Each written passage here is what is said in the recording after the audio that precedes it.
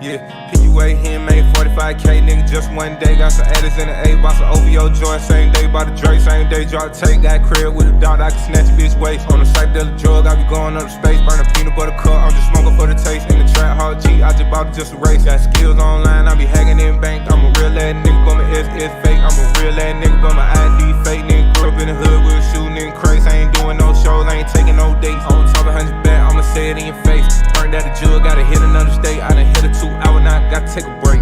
Nigga just smacked, now I'm smoking on the vape. Let's do it. Had to work out, had to lose a little weight. Now I'm down bad, yeah, nigga had to take. They gon' fuck around and make a nigga get irate. I just want what's in between your legs. That shit tuned in. Everybody pulled up in their car, don't you attempt it. Big boss nigga, I can clout a bitch up. Got a book on me now, I'm fire nigga up. Fuck around and make me had to tie a nigga up. Plug around now, we done bought them bitches up. My wife telling me I'm better flush to my son, cause he walked in the closet, found 100 round drum. On the Louis V on me, I can never be a bum. I'm a millionaire nigga, but I came from the slum. Made 250 from a motherfucking iPhone. Stuff some iPads, kept the red paint and lights on. Damn, she looking good with the polka dot tights on. For the bad chick, I ain't had to put my ice on. Took the hard route, I ain't had no one to lean on. She just wanna visit, she just wanna get a freak on. Took her to the beauty shop and get a little feed done. After that, we put her to the bank, just swipes on. Let's do it. Had to work out, had to lose a little weight. Now I'm down bad, yeah, nigga had to take. They gon' fuck around and make a nigga get irate. I just want what's in between your legs. That shit tuned in. Everybody pulled up in their car, don't you attempt it.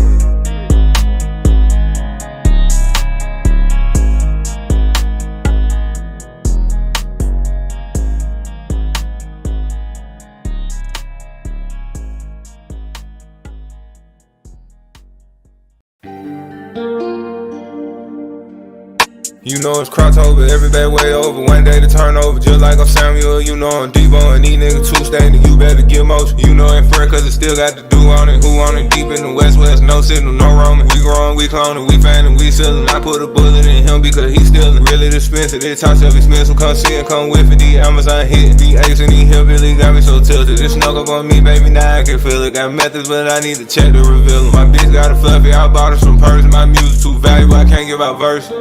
Yeah, pound after pound, resident Turks. Pick up your bitch and then take her to Turks. Matter of fact, take your bitch to the gross. By the smell leaking out, you know I got the block hot. When I catch plays, you know I got the blick out. Youngest with me, they just want a dole out. I'm car from the future, this bitch is a robot. Cross niggas over, you know I can glow try. Glock in my lap, this bitch not in the glove out. LA bitch serving me peace, she got Botox. LA bitch with the beast, kid the Griselda. Hot in the van, I go spin with the fellas. China man say he got bubba, it's out though. I just want endo, don't give me no cheap smoke. Bigger than life, nigga, I'm the machismo. Yeah, plugging the body, that pack he provided. I'm tripping, I'm driving, but fuck it, we ride it. Like fuck consequences, cause I'm on that time and I need new designer, I need me some diamonds. Out in Denver, I snatched up a load in the Bronco. This bitch from Toronto, she love my bravado. To hear her AP, I don't do no Movado. My chain is a tennis, my bitch look like Lotto. We fucking my condo, we fucking my penthouse. You not trying to condo eat, you gotta get out. I'm up in my ticket, my side too flavorful. Glock with the beam, bitch, I pull up and laser you. I'm not a trick, bitch, fuck do you take me for a big money P? No, I can't wait for her. Pound after pound, resident Turks.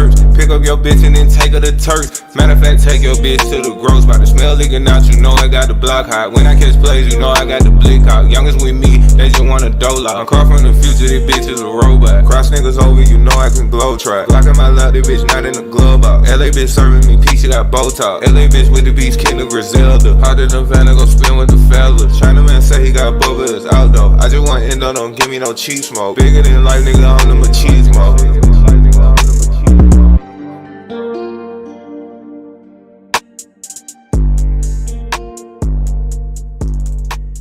Warning: the following content contains strong language and may not be suitable for children. This content is primarily for adults as this is a trucking channel and truckers have filthy mouths. Please don't tweak if I say. Viewer discretion is advised.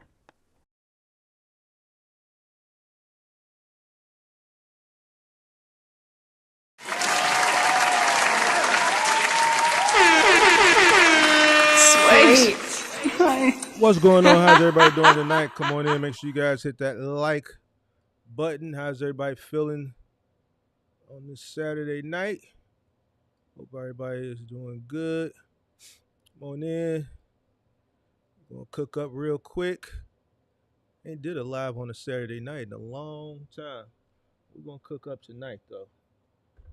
Cook up for about a quick hour. How's everybody doing? Come on in, make sure you hit that like button. Let's see what we got in here so far. Shout out to Great Polo. Shout out to all the moderators. Shout out to everybody that's a part of the MGM gang. Shout out to St. Louis, Kelvin Birch, William Sweet, representing Jacksonville, Florida, Dundalk, Texas, stuck in Ohio. Dang, stuck in Ohio. Trail, what's going on? Shark City, Be Great, West Palm Beach, Florida. Andrew Green, New Jersey, work in progress. Chris Riley representing Atlanta. Danny O representing Florida. They call me KJ representing Birmingham, Alabama. Marcellus Richardson, what's going on? Roger Lacey, what's going on? Shout out to everybody in the MGM. Shout out to all the moderators. Shout out to everybody that's tuned in. How's everybody doing? Hope everybody's doing good. Hope everybody had a good week. Memorial Day was what, Monday? Today is June 1st. Hopefully a lot of people still out. Today is June 1st. It's a big moving day. First of the month. First of the month, big moving day. Hopefully a lot of people made a lot of money today. Bag Life, what's going on? Long time no see. What does this say? Yeah. So we're going to cook up for a minute, man. How's everybody doing? Like I said, it's June 1st. A lot of money was to be made today. So hopefully people been getting money. Should have been getting money all week. All the way into this weekend. All the way to next weekend. A lot of money to be made. What is going on? How is everybody doing? Real quick. We're going to cook up for a little minute. Let me make sure everything is straight. Shannon Sotomayor, what's going on? All right, boom. Tonight I want to talk about leverage. We're just going to get straight into it. And this is something I've been tapping on lately. But I'm going to cook with it tonight. I want to cook with it tonight real quick. So I want to just put some things into perspective. The more I talk to people on the channel, on these call-in shows, the more I just realize a lot of people just don't have a clue. And I'm just going to keep it a buck with you. Being a business owner ain't for everybody. It's really not. And I'm not saying that to be facetious. I'm not saying it to be mean. I'm just saying it to be because that's what it is. It's just not for everybody. Some people may be more successful working a job or career, you know what I'm saying? And this is something that I see a lot of people, frown upon on the internet. I see people denounce it. I see even box truck content creators, just downplay the idea of going out and working a job. And, me, you've seen me on the channel tell people to stay at their jobs when they come up and they talk, and I weigh the pros and the cons, and I look at their situation and look what they're, listen to what they're leaving versus what they're trying to get into. And, I only can give my opinion. It's up to a person to do what they want to do. And I say, look, it sounds like you may be better off staying where you're at. Even when there was a situation with someone kind of denounced getting a second job, how I kind of, went against that and, spoke up for people that work jobs and have to go out and get a second job. I don't think there's nothing wrong with that. I see other people saying, talking about working for the man, this, that, and the third. Listen, there's nothing wrong with a job. There's nothing wrong with a career. It's not. All right. You got to be able to decipher what is in your best benefit. You also have to be able to decipher and understand if you have what it takes to be a business owner, the mental capacity, right? The finances, the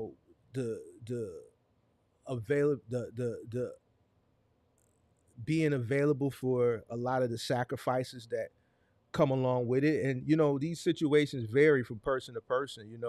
One person's situation is not going to be the same as the next person's situation. You may come into, entrepreneurship already with a family structure in place, whereas the next person may not. And what I mean by that is you may already be married or in a situation with children, and your risk tolerance may not be as high as a person who, let's say, is still at home, that hasn't started a family yet, and their responsibility level is nowhere near yours. So their risk tolerance is higher. Uh, but these are all decisions and things that you have to think about prior to coming into business. And what I'm understanding and what I'm seeing is a lot of people aren't thinking about the many things that you have to consider prior entering into a business. People, hear these fables, from people online and things of that nature, and they take that information and they go and they don't do the due diligence outside of just what it takes, that Googleable stuff, that basic Googleable stuff, outside of that, of what it actually really takes to start and maintain. And when I say the Googleable stuff, I'm talking about the shit that they always tell you, how to get your DOT, your MC, your EIN, your LLC, all that bullshit. None of the shit that you hear me talk about, which is one of the things that I'm going to talk about tonight, is leverage. You don't hear this. And ultimately, these are the reasons that a lot of people fail. The pandemic, like, that'll never get old. The pandemic, like, talking about it, like, there's so much content I could cook up referring back to the pandemic that it'll never get old. It'll never get old. Like, that time period, it was just a bunch of fuck shit, to be honest with you. And I was sitting up thinking about it today. Like, today I was thinking about a lot of different things that a lot of people could have did with that $20,000 that they got with the PPP, and would have been better off. Would have been better off. I put myself earlier into the shoes of someone who had no prior business experience, and happened to come across content, whether it was on Instagram or whether it was on YouTube, and came across box truck content, and saw it was trending, and heard all of this shit about how much money people were making. And I said, man, Mark, if you were a novice and you came across that information, what would you have done? If you got a PPP in 2020, 2021, what would you have done? Me personally, I wouldn't have started a box truck business. Now, I'm not saying that that's bad for the people who did it, and most of the people that did start one during that time period, they failed miserably. But me personally, I wouldn't have done it, right? One, I wouldn't have done it because I would have bought in at a high cost of entry. It would have been almost, impossible to find a truck that was affordable at that time because of the scarcity of it. So because of the scarcity, the demand was there, which increased the prices, right? Supply was low, right? But also understanding the fact that once the market corrected itself, the price that I entered, that price would still remain. My high cost of entry would still remain. Meaning when the market corrected itself, things would go down, but I would still have this overabundance of overhead still to pay for because I entered into a market that was inflated at the time, right? Right? So me, kind of thinking things through, because just the type of individual that I am, I think things through. I don't put the cart before the horse, and I don't follow trends, and I like to consume information and then take it and then assess it myself. And I might sit with it a day, I might sit with it a month, I might sit with it a year, I may sit with it 5 years. You know what I'm saying? But I'm going to assess it before I pull the trigger. A lot of people pull the trigger, right? Individual would have been better off. What I would have did probably, now, let me not say what I would have did. Let me put you into a scenario that I was thinking about earlier. I would say, you know what if a person bought NVIDIA? What if they got $20,000 for a PPP, in 2020, 2021 and bought Nvidia, where would they be today versus the 20,000 buying the box truck business that we already know they failed at? All right. So I went and looked to see what the cost of Nvidia was in 2021. In 2021, Nvidia, let's go back to August of 2020. Nvidia was trading at $115 a share. In August of 2021, which was a year from there, it was trading at $200 a share. Today, it's trading at $1,100 a share.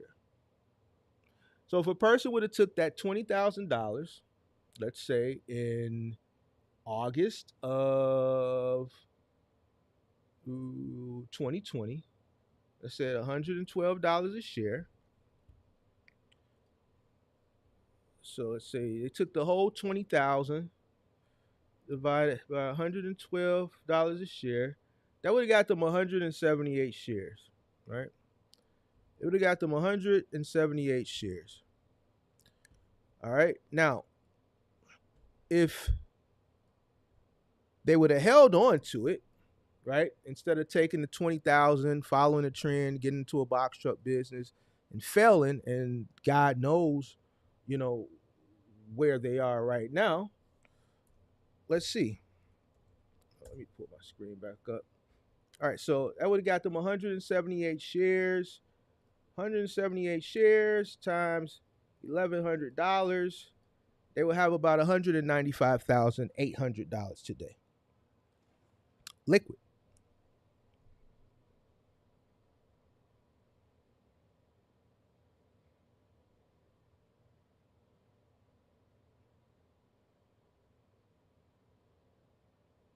So one of the things I think about when I think of leverage is mindset.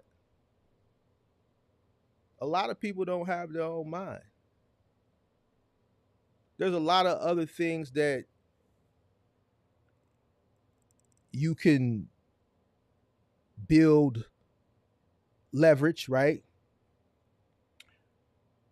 But in order to come up with the game plan or the roadmap to put yourself in positions to leverage yourself, uh, to give yourself a better opportunity to make more money, you got to have a strong mind. 9 times out of 10 during that time, if I was said individuals, I would have probably put it into something like that. The individual that took the PPP then and put it into that and held made a better decision than the person coming into the box truck business during that time. Somebody said stocks is like gambling. I disagree. You know why? That's just like saying put money into Apple is like gambling. Put money into Google is like gambling. I don't think so. I think certain companies are the reason they call certain these the Magnificent Seven is because they're magnificent. They're here and they're not, for the most part, probably not going anywhere anytime soon. These are some of the most profitable companies in the world with the largest market caps. These are companies that people all over the world rely on daily. I don't think that's gambling. That's just like saying people that have pensions is gambling. What do you think pension fund managers invest in? They invest in the stock market. So that's literally like saying, you know what, if you got a pension, your pension is like gambling, because 9 times out of 10, the companies that are managing your pension are investing money into the stock market.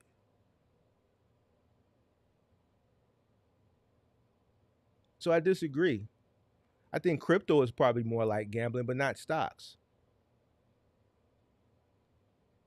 I wouldn't contest that if you said crypto. But I don't think stocks is gambling. if you do the research into the companies, into certain companies that you're interested in, you see what their utility is, which is their use case, and you understand what you're invested in, how is it gambling?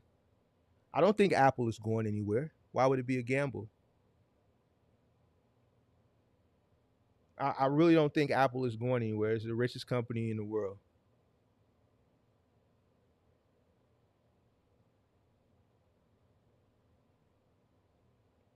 Largest market cap.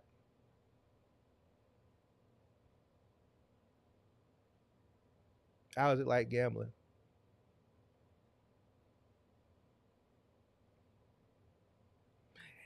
You could say it like this then. Investing into any business is gambling. Why? Because it's a risk. So if you want to say a risk is like gambling, then okay, I can understand your what you're saying there. Because you entering into the box truck business during the pandemic is like gambling. Or you entering and starting any business at any time is like gambling because there's a 50% chance that you're going to succeed and there's a 50% chance you're going to fail. So what's the difference of a person investing into another business? It's a 50% chance that that business is going to, their market cap is going to go up, which is going to increase the stock price. It's a 50% chance it's going to go down. That's why if you do your research on safe companies like Apple and Nvidia and Meta and Amazon and Google and Microsoft, 9 times out of 10, your investment will be safe in the long run. If you're a startup company investing in or taking your money and investing in a box truck business, the probability of you succeeding or failing against a company like Apple, you can't even compare. They've been around for decades.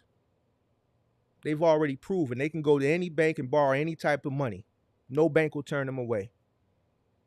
They don't even need to borrow money. I think they're working with almost $1 trillion in cash.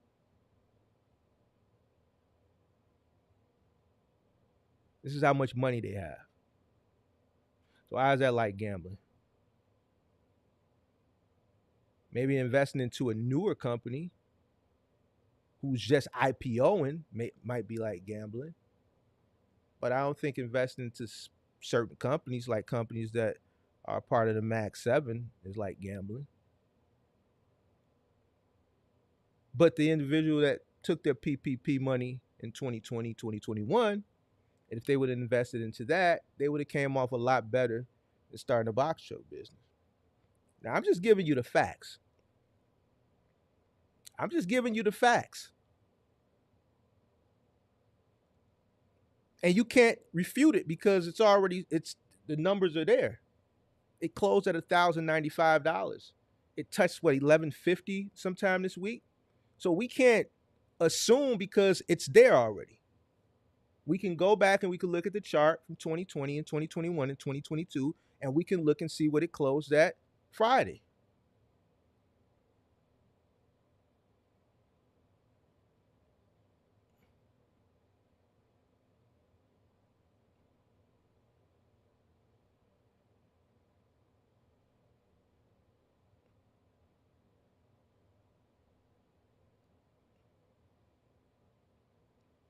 One of the first things that you have to have in order to be able to figure out ways to leverage yourself is a good mindset, right? In order to have a good mindset, you got to educate yourself, right? You can't be led down a path of destruction. Like I be listening to all this shit people be saying. First thing, man, I want to break the generational curse. Like what? Why do people think you need to start a business to create generational wealth? That's bullshit. Why do y'all listen to these people?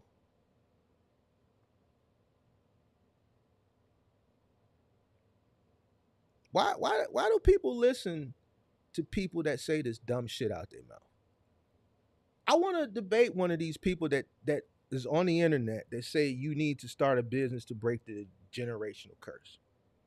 How? I know people that have worked jobs, retired, that have created generational wealth from working a career. One is very near and dear to my heart.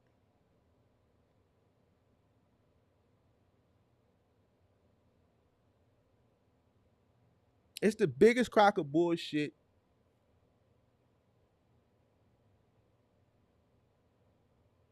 that I've heard recently.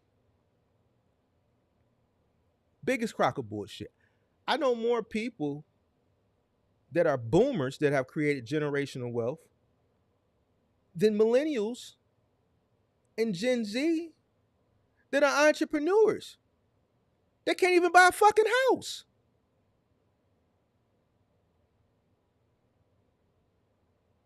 I know more boomers that have worked and retired that have created generational wealth than millennials and Gen Z entrepreneurs today.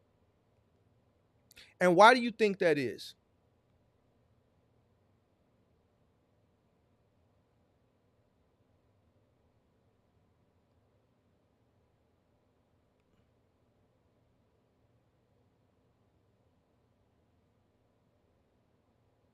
I know people that are working careers now that are doing better than entrepreneurs. Now, that's not to say that there aren't some entrepreneurs that are doing better than people that are working. Of course, there is. But what I'm doing right now is I'm trying to get people to understand that everything you hear on the internet ain't true. It's bullshit. It's being sold to you and packaged to you a certain way so that you could believe it, so that you could continue to buy into this narrative or buy into whatever it is that they're selling to continue to keep your ass broke. Because you keep buying products and buying into individuals that's selling you a dream.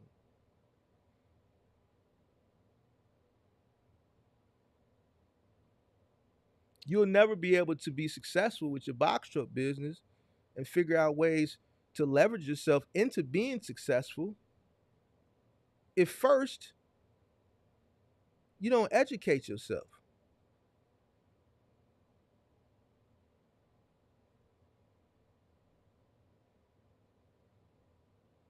Like peer pressure is for when you in grade school and shit like that. Like if you still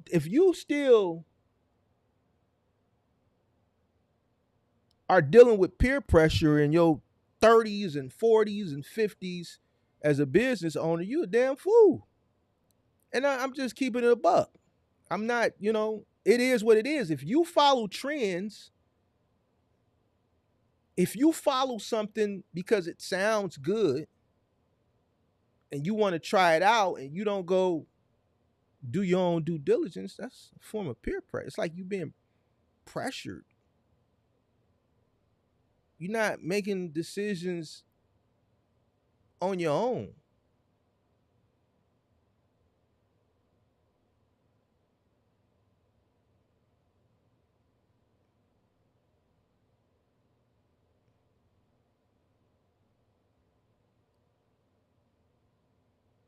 So the first thing with leverage is educating yourself, making better decisions. If you can't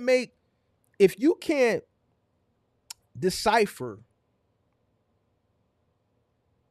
shit that just makes sense versus shit that doesn't, and you call yourself a business owner, you're the person that I'm saying that's probably better off going down to the city, getting a city job with a good pension. And I'm not trying to be funny, right? I'm a buck with. I'm keeping it a buck with you. You're better off, right? Because if you're making bad decisions like that, right, off jump, it's not gonna work out, right? Every decision as a business owner, is your business, you got to make those decisions. And if you come in the door making piss poor decisions, you know what I'm saying, and relying on other people to lead you and they leading you astray, then how are you gonna make critical decisions when they come up?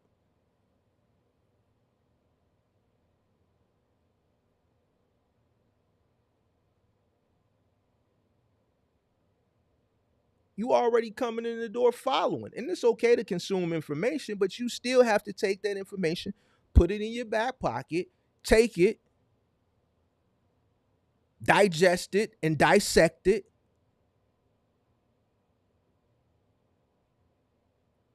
see if it's valid or not. Come to a conclusion.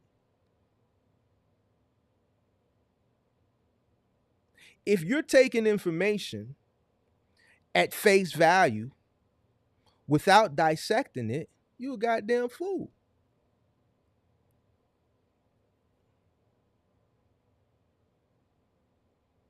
You're not a business owner because you're not a leader. A leader doesn't do things like that. That's what a follower does.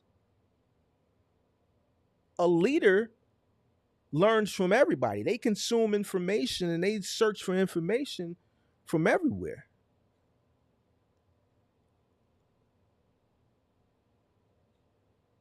But they're going to take that information and they're going to do a deep dive analysis on it. They're just not going to take it at face value and run with it. Only a follower would do that.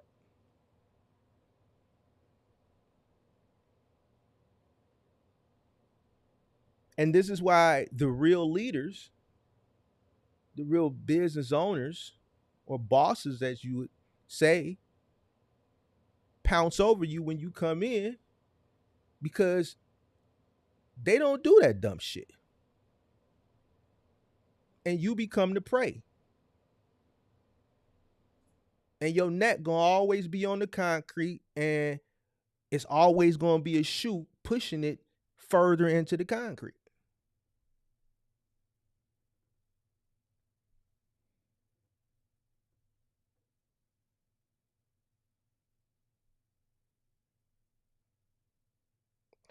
Everything that I've acquired based on my own decisions. Information that I sought out or just trial and error. But even information that I sought out, I still dissected it.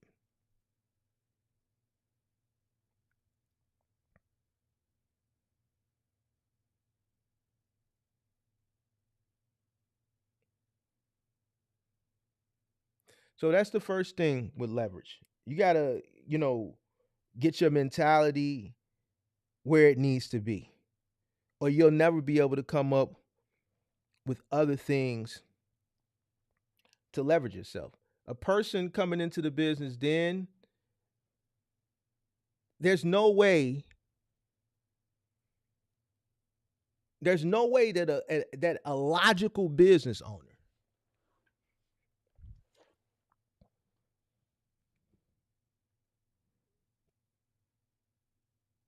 logical, that has done all their due diligence would buy into something at a high cost of entry. If you don't understand that the market was inflated at that time, then that's your fault as a business owner, right?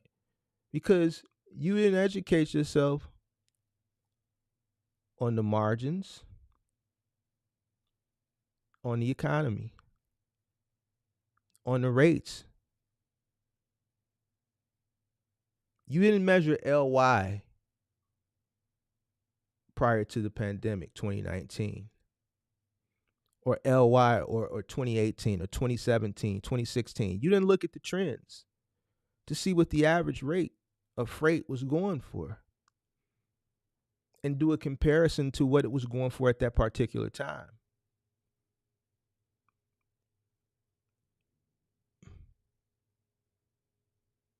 To come to a realization that it wasn't going to stay that way forever. And even with Marky Mark telling you this during that time and, getting shitted on at that time because everybody was in a euphoric phase.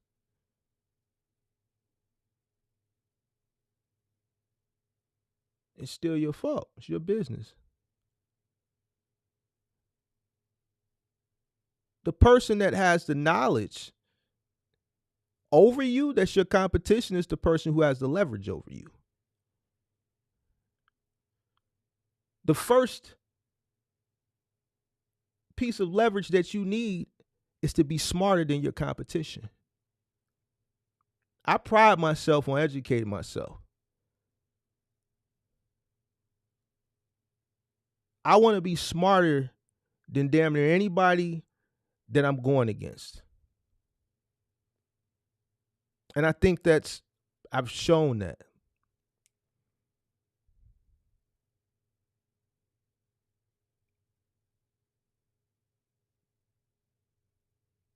Every 3PL that I went into, I was smarter than any other master contractor or independent contractor in those buildings. Forget the resources and the capital. Forget that. Those things were acquired because of this up here. It all started up here.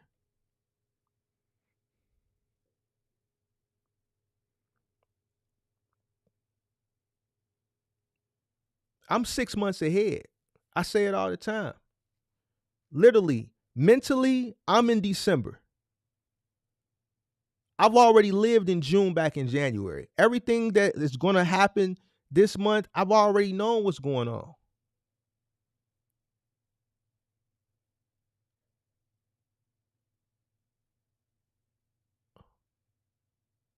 It all starts up here.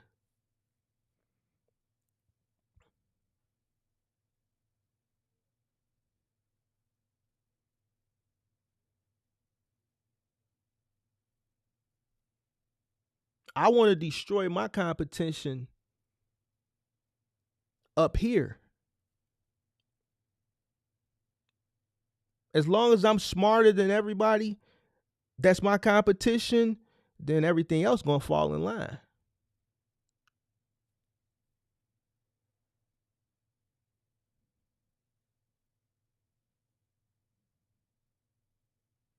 It's all gonna fall in line.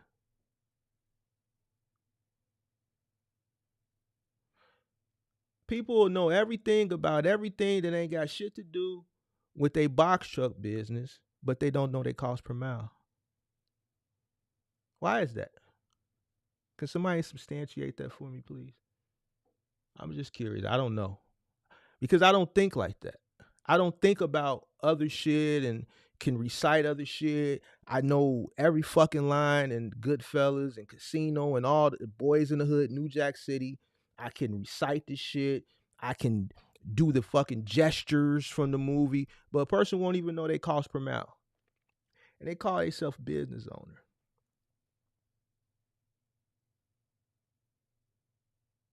It's even worse when you're active and you don't know this. How don't you know what it costs you to operate your business?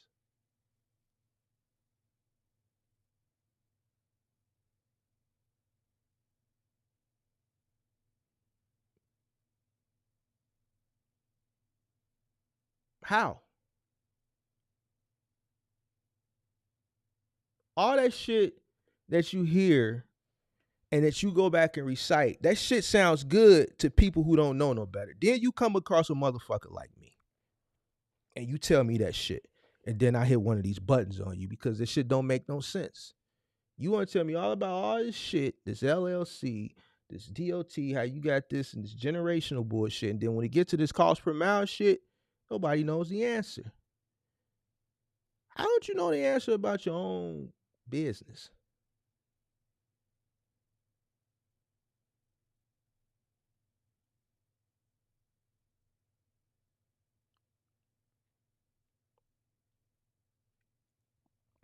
It's really puzzling to me. I don't get it.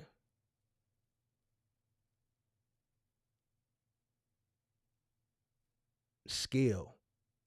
Man, I want this many trucks. Then in a year, I want this many trucks. Then in 3 years, I want this many trucks. How?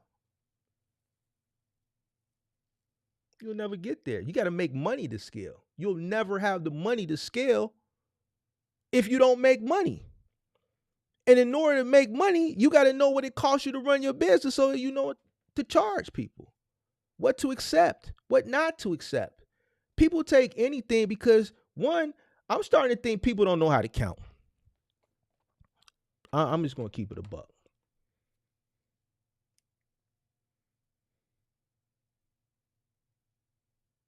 This is why I say at the beginning, yo, and I know I crack my jokes about, we need people to fail because I need people to do all the things that I don't want to do. I need people to bring me my Uber Eats and my Grubhub and all that. Those are jokes. But now I'm serious. Some people just need to find a good career. All right. Some people need to be managed.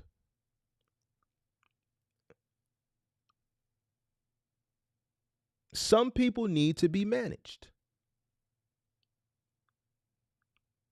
Some people are destined to be managed.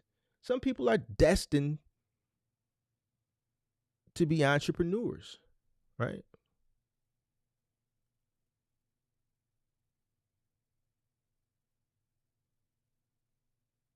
If a person is selling you the idea of being an entrepreneur instead of educating you on entrepreneurship, that would raise an it would raise an eyebrow. Did you catch that? If a person is selling you an idea of being an entrepreneur instead of educating you on how to be a successful entrepreneur, to me that would raise an eyebrow.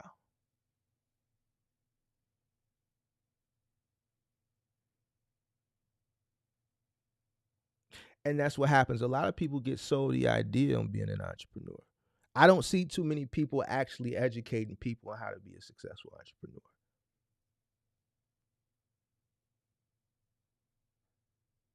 And when I say sell, literally sell you.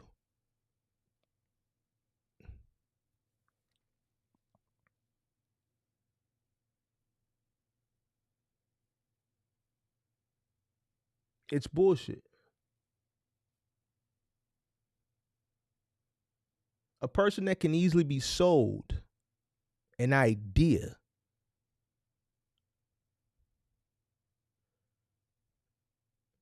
I don't think has the mental fortitude to successfully run a business.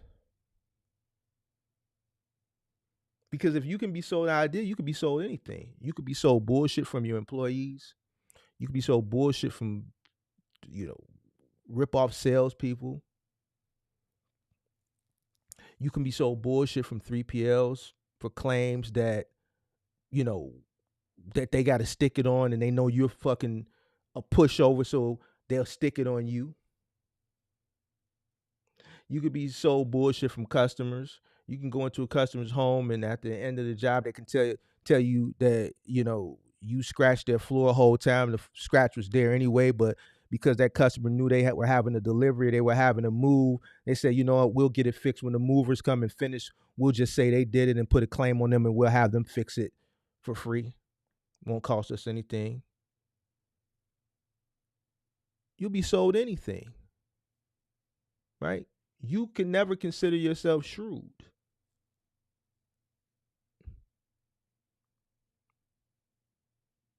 That person who gets sold anything is destined to fail because you'll never make no money. You're going to always have money coming out, not enough coming in. You have more money going out than coming in because you don't know shit about your business.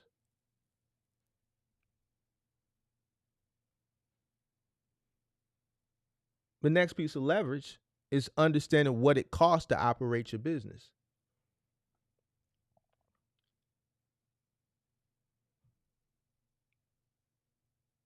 Down to the cent.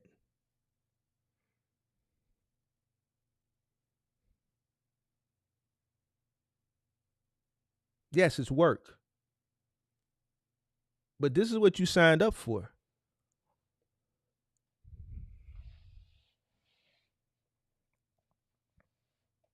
This is what you signed up for. You signed up for it because you didn't want to work for the man, because they told you, you got to build generational wealth and, stop working for the man. I could never work for this person. We got to, build these businesses and this boss and, boss this and LLC that and this, that, and the third and all this, that, and the third. And you believe the shit. And you come in and you just running. You don't even know what it's costing you. You just plucking shit off the load board. You just charging whatever. You don't know what the fuck is going on.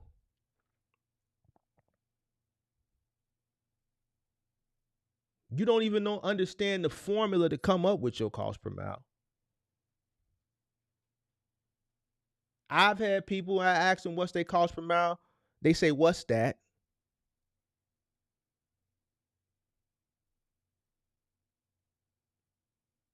Which is always why I got to talk about cost per mile. And I always got to hold people accountable and make them feel bad.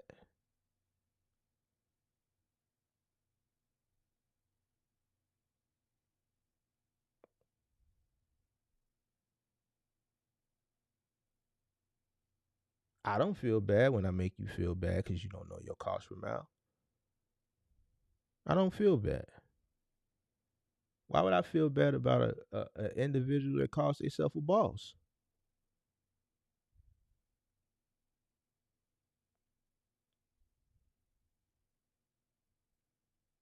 I'm not trying to win your favor over. I don't have nothing for you. I don't care. Unsubscribe. It don't make me no never mind.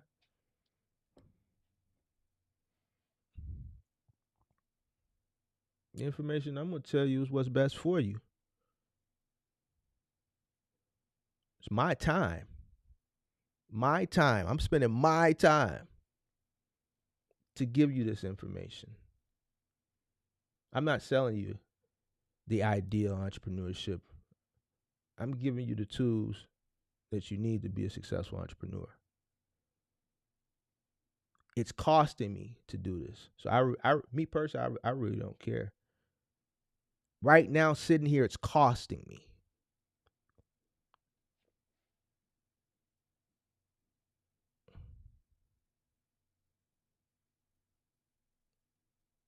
I'm still waiting for somebody to substantiate it for me. Can't nobody substantiate it for me. Everybody knows everything about everything going on. Motherfuckers know about Diddy. People can tell you how many times he stomped her, kicked her, punched her, how many feet he drug her down the hallway. But you don't know your cost per mile.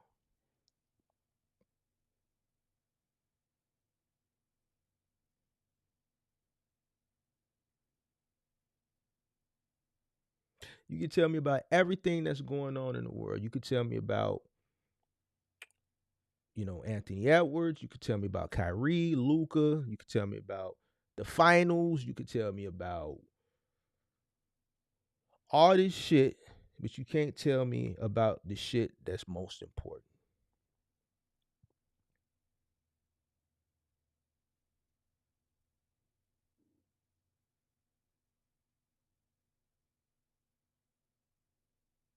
So mental, educating yourself, understanding your cost.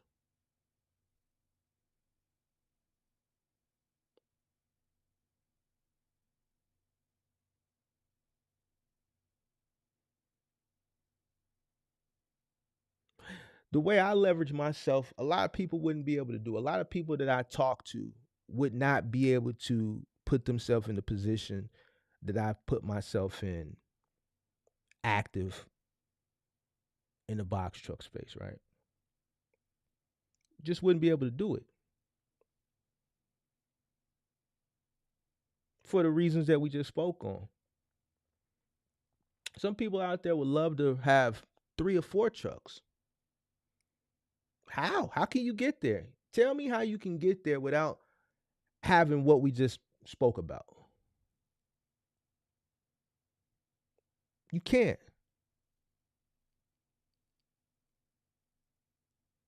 See, this is the stuff that people don't want to hear. And I get it. If I wasn't destined to be a business owner, I wouldn't want to hear it either. If I wasn't really indulged and entrenched with the idea of being an entrepreneur, a successful entrepreneur, I wouldn't want to hear it either.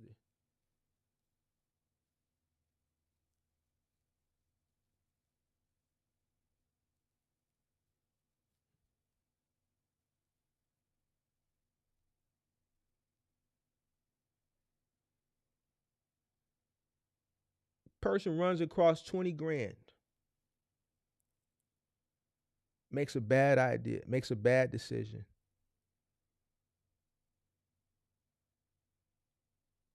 Is the bad decision that they bought into the box truck business, or is the bad decision how they bought into the box truck business? That all depends on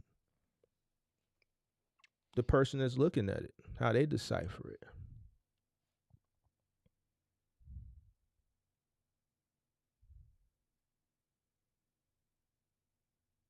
The only way you're going to succeed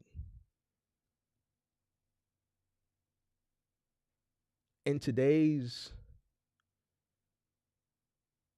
world of box trucking is leverage.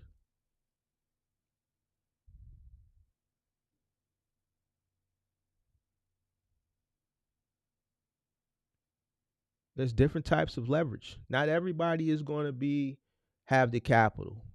Not everybody is going to have the fleet. Not everybody is going to have the manpower.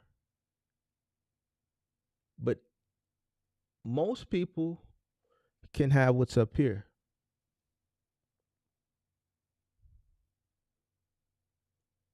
There's more retarded idiots in the trucking space than it is people who have a brain. We see that.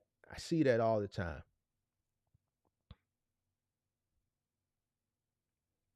It's easy to outsmart and outthink people.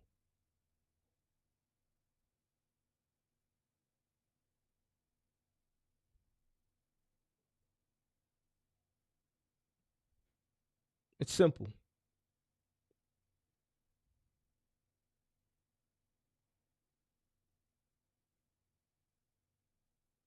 I see people drop gems and put real talk, 100 emojis on some of the dumbest shit on the internet. I'm just sitting watching this shit like this is the person who talking is a fucking retard, and the people that are dropping these fucking gems, and I'm not necessarily speaking on box truck. I'm just talking about just all type of shit and all different types of genres. People get caught into the individual. Don't even realize what the motherfucker's saying don't make no sense. None.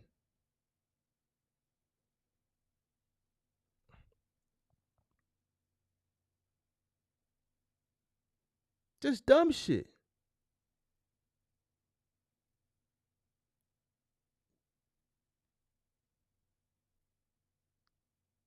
You need leverage.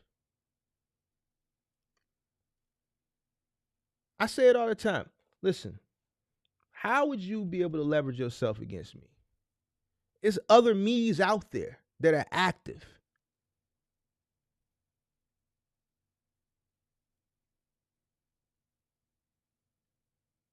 There's going to be people that have more leverage than you in certain aspects. How are you going to compete?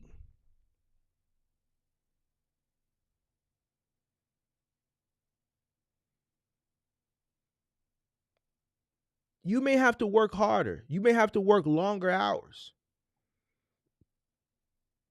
Your leverage may be more your leverage may be more sacrificial.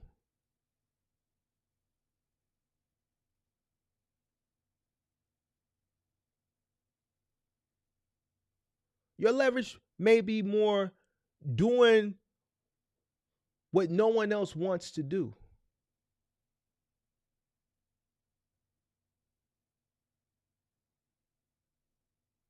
There's different types of leverages. It doesn't always have to be capital, trucks, relationships. It starts up here though. You gotta have this.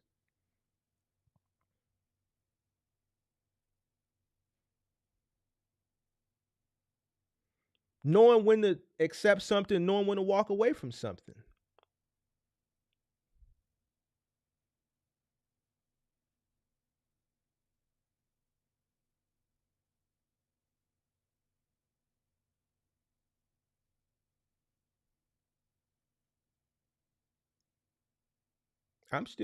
I want to steal somebody to substantiate to me. This whole cost per mile thing. Why people don't know that shit? I still listen.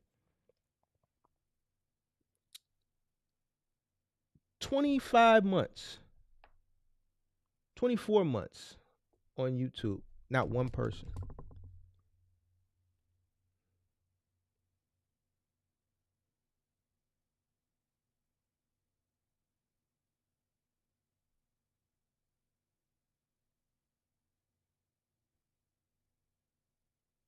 This is why the failure rate, one of the reasons why the failure rate is so high.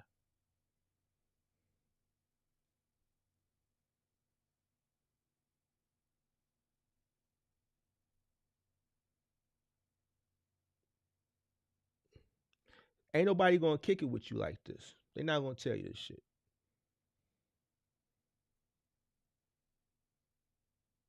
They're not.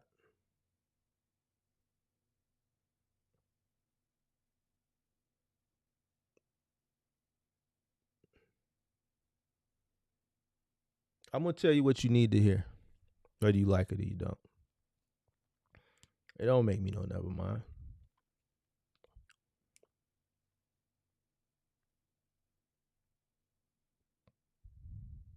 I say, yo, start from humble beginnings. You'll get further. That'll put you in a good position to have leverage versus the person who comes in at the top. Gonna have more experience than them. Somebody came on the channel the other day. A few people have come on the channel recently with this whole box truck rental thing and telling me these rates. I went through a whole spiel the other day. The person who knows how to negotiate is going to have the leverage versus the person who don't. The person who don't going to accept anything, and the account manager knows that. The person who has the education and the knowledge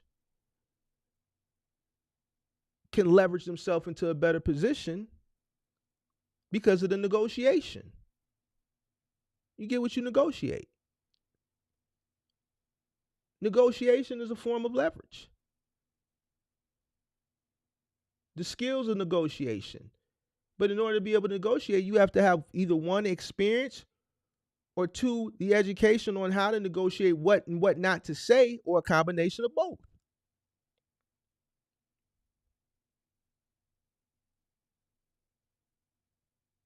You're not educated. You're not educating yourself on what you're investing into. So when I say shit like, yo, I'm training people that listen to take your shit, I mean that, because this is business. It's dog eat dog. There's food there. Only one person can eat that bowl of food, and it's a bunch of hungry dogs all looking at that bowl, but only the most dominant one is going to get it. And in business, it's not about physicality. The person who's the most dominant is going to be the person who's the smartest.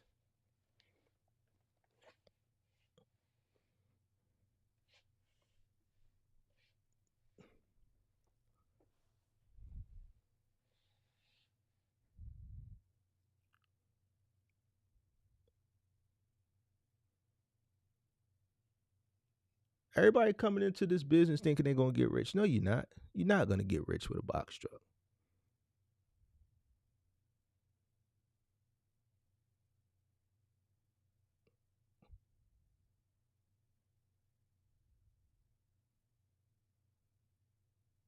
If you believe that you are the individual I'm saying that should go find a career, it's not for you.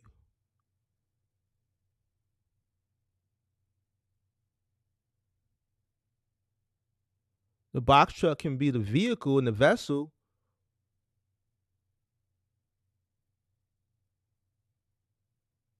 to help you create avenues on ultimately becoming well off, but solely one box truck is not going to get it. It's just not.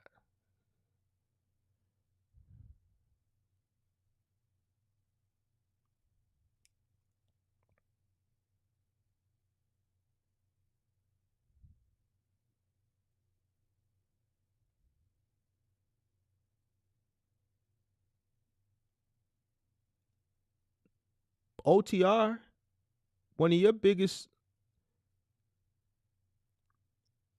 leverage vantage points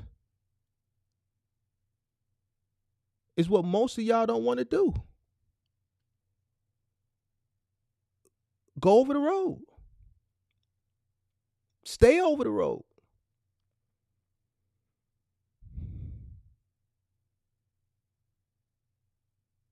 It's called over the road.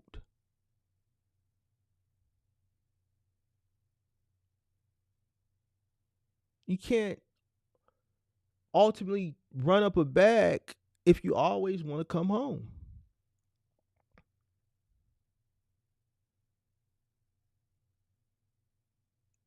If you don't have the skill set to know how to go out for a short term, right, and run up a bag so that you can have more time at home, then you have to spend the time out there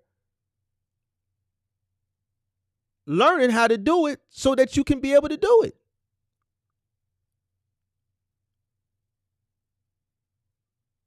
That's how you build your leverage up. A lot of people don't want to do the work to build their leverage. Listen, you don't get leverage overnight. I didn't get a bunch of trucks. I didn't get a warehouse. I didn't get a bunch of manpower. None of that shit came overnight. I had to build it. I had to build that leverage up.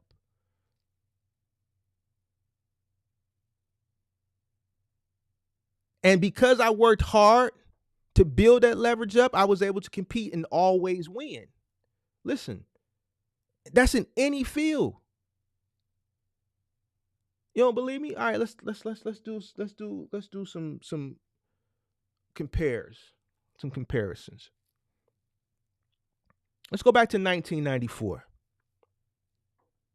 OJ. Maybe he did it, maybe he didn't. God rest his soul. You know what got OJ off? Johnny Cochran. You know how Johnny Cochran got OJ off? You know what Johnny Cochran's leverage was? He outsmarted the prosecution. He was smarter than Marcia Clark. If it don't fit, you must have quit. He outsmarted them. He was smarter than them. All the evidence, everything that was presented, he found a way to outsmart them. He was smarter than them. That was his leverage. He didn't get that smart overnight. That was years and years and years of preparation to get to that point. Some of you like sports. Michael Jordan. Michael Jordan didn't become the Michael Jordan that everybody knows overnight. That was years of preparation. It was years of practice. What was his leverage? He was better than everybody. How did he get better than everybody? Hard work. Years of practice. Years of educating himself. Years of trial and error. What happened when Mike got injured in '86? He sat out, he healed, and when he came back, he learned that they were going to continue to beat him up, driving through the hole. And he came back with that fadeaway. His leverage was that he practiced, he got better, he educated himself on what he could do versus what he couldn't do with certain teams. He knew that every time he came into the hole against Detroit, they was going to try to rip his head off. And that created the Mike that everybody knows today. His leverage was that he was better than everybody else. He prepared himself for those moments that we all can look back on, those shots, those dunks. That didn't happen overnight.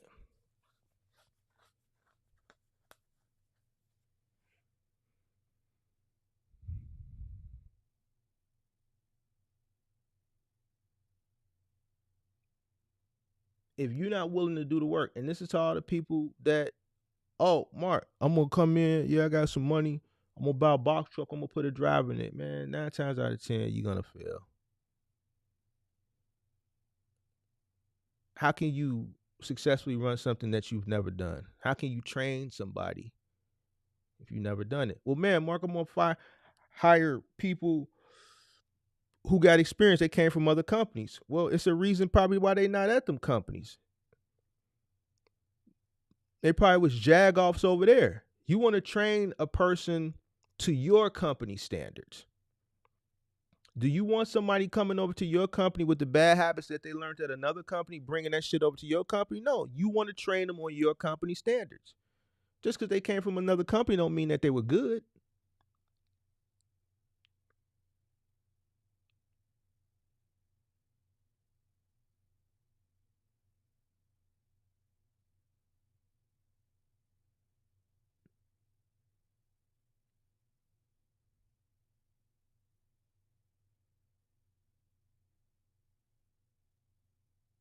You have to figure out ways to leverage yourself so that you can win.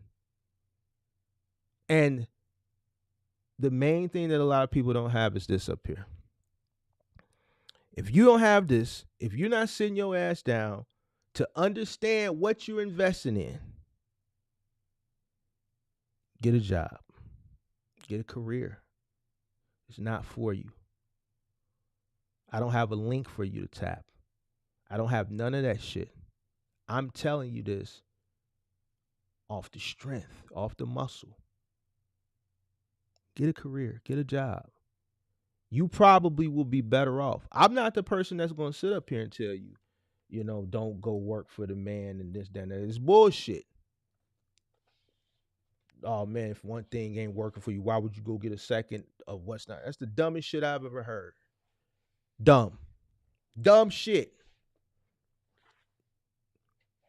People say dumb shit and think that shit is the smartest shit in the world. And these are the same people, they say dumb shit, and they probably got parents who work 2 and 3 jobs to fucking put food on their table. But they'll tell you, don't go out and get a second of something that's not working. And these people probably had parents that worked 2 and 3 jobs to make sure that they had food on the table and clothes on their back. But they'll tell you what not to do. Or they'll sell you an idea on something instead of educating you on it. Can't educate you on it. Don't have the experience. Don't care to have the experience.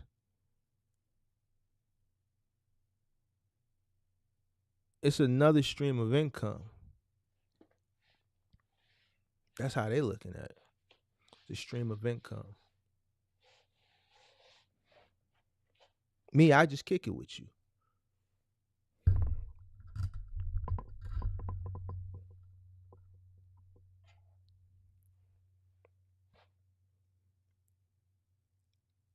Getting your box truck, going on a load board, going to a 3PL, getting a route is not going to ultimately get you there. You got to figure out a way to leverage yourself.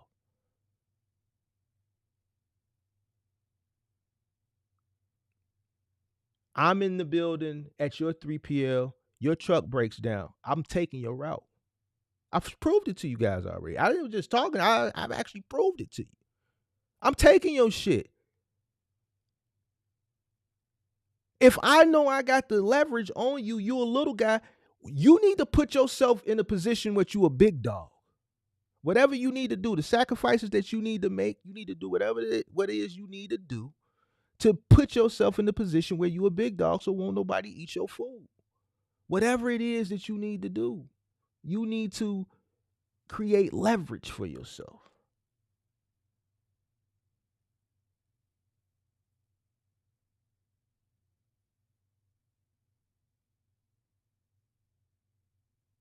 If it's me or you, it's going to be me. I'm going to always make sure I got leverage. Always. Because I understand that's what it takes.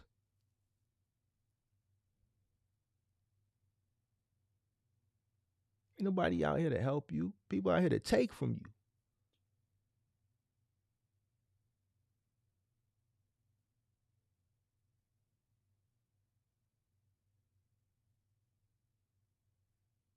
They out here to take. The people that you think is the best people for you. The people that you be in their live streams and in their comment sections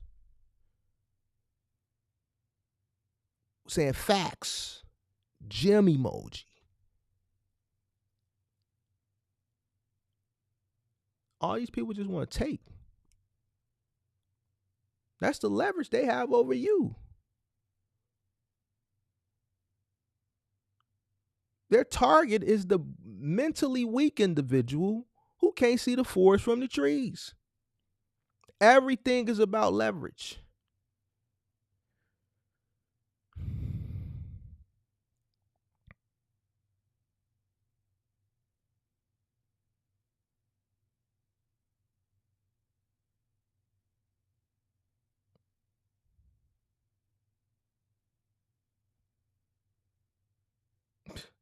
This whole box truck thing, I just don't get it. Like it's crazy to me.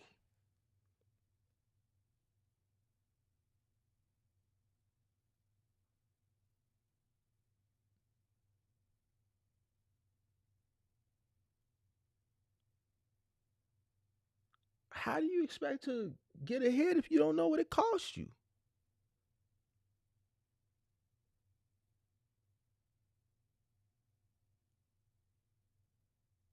I don't get it.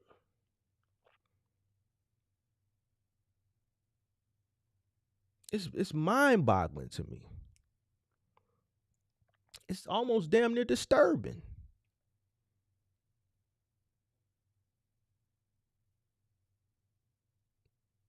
I'm not gonna buy into something that costs this much, and I understand.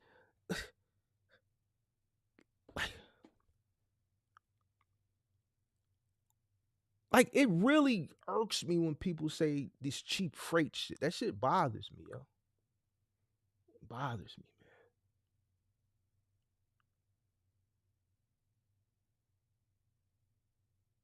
These are the people that bought in 21, 22, 20.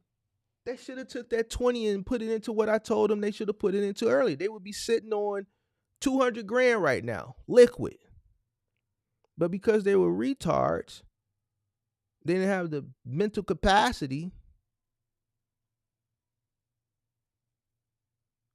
They bought an $80,000, $90,000 truck that was really $25,000, and they stuck paying a $90,000, $80,000 note to this day. And rates have corrected themselves, and they're still holding on to this faith. Faith without works is dead. This is in the Bible. Holding on to this faith, hoping for brighter day, thinking that these rates are going to go back to where they were. You're never going back, fam. Never. Not in this lifetime. You fool. You are a fool. If you think that, and you are in here, you are a fool. I'm telling you, you a fool. I don't give a damn because you are.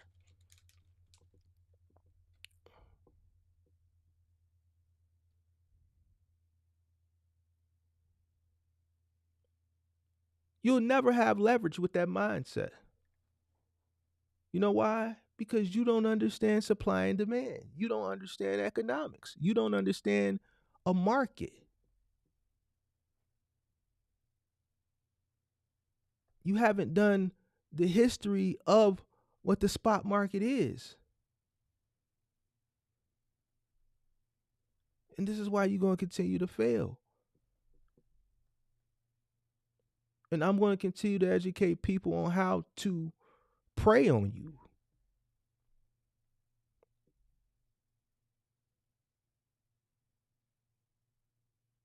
Whether it's in this market or another market that we win in and make money.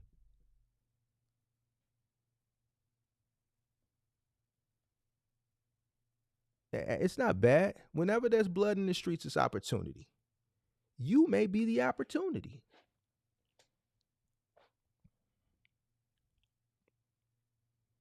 You come into this shit thinking it's a hustle, That's all you're gonna get out of it is a hustle. You're never going to reap the rewards that a skilled business person reaps. Never.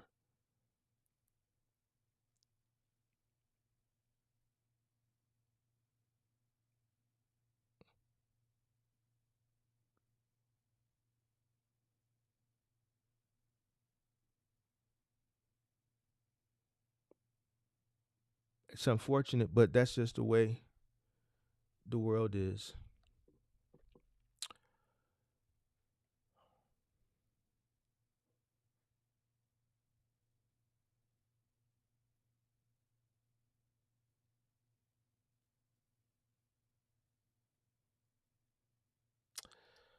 This comment is not for everybody on here, but the trucking industry is equivalent to the high school dump job. All the potential in the world, but rely on other people solely to get by.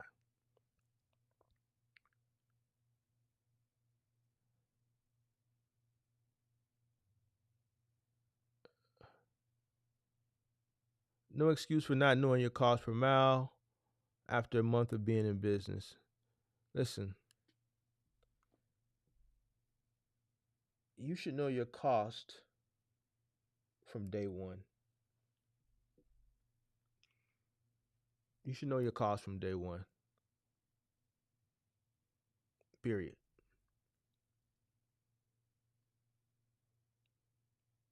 There's no exceptions, no excuses. You should know your cost from day one.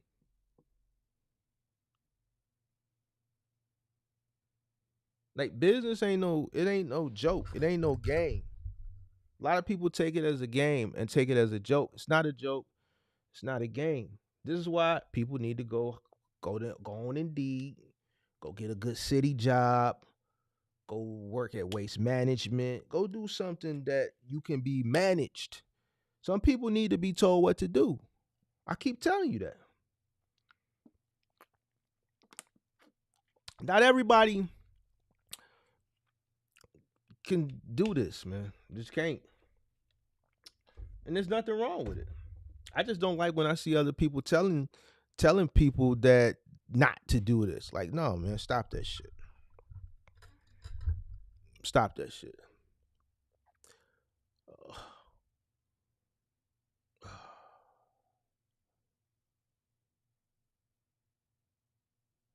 Stocks are great, I know, sure, but a person who is new to business altogether and 20K to invest would be more successful in trucking than the stock market. I disagree. Because if that was true, then majority of the people that came into box trucking business during the pandemic got that 20K from the PPP. Majority of those people failed. They failed. But if they would have put that same 20K and bought Nvidia at $115 at that time and let it sit, they would have 200 grand right now. That 20 would have took them further investing into someone else's company than building their own. See, this is what I'm saying. I rather if I don't have the mental capacity and I got 20 grand, if I don't have the mental capacity to start my own business with this 20, maybe I should invest it into a company that does have the smart people on the payroll, the smart people on the team, and invest into that company and let me run my bag up that way. This is what I'm saying. Now, this is how you create generational wealth. Knowing where to put your money. See, that was it. See, you got caught in the trick bag there. Knowing where to put your money. See, people get caught up on titles and shit like that. Person who gets caught up on titles,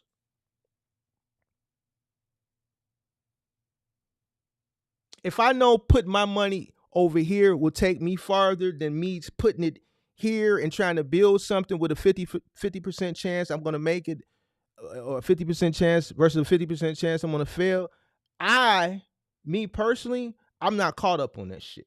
I'd rather go put it over there.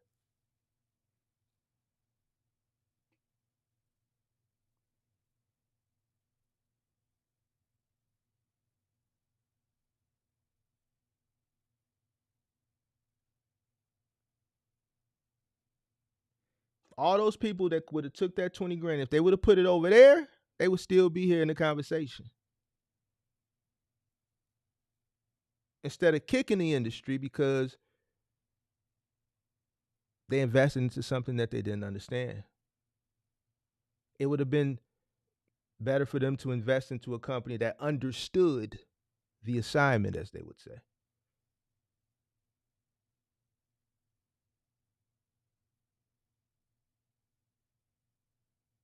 They would have been better off continuing to work, being told what to do, which is nothing's wrong with that, and taking that extra money they had and investing into things that could bring in passive income, but investing into other businesses that understood and understand what they're doing.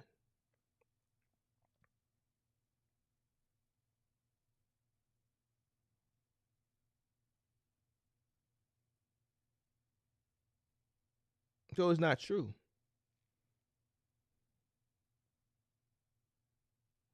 Not true.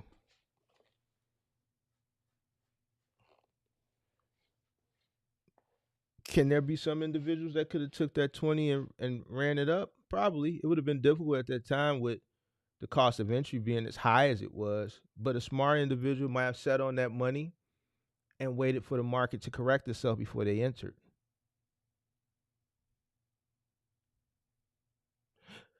People ask me all the time, now ain't a good time to get in trucking. Listen, it's always a good time, right? But if I had to compare now versus then, I would say now would be a better time than then.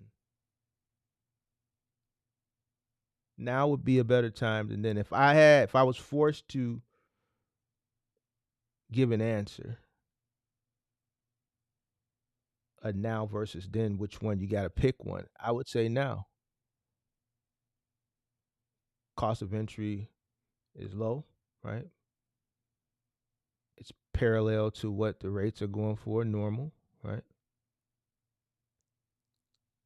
And this is what real trucking looks like. That you would have bought in high for the most part.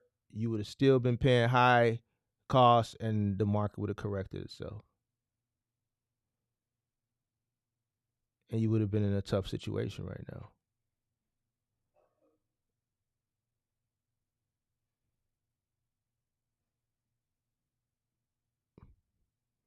So I don't necessarily agree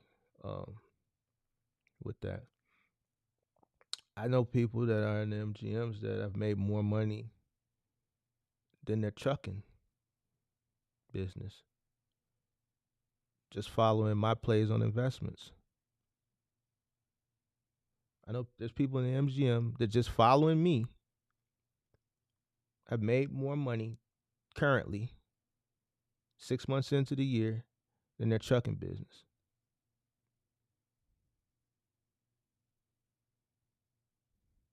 And these are people that are working, that are over the road, that are out over the world working. These aren't people that are laissez-faire.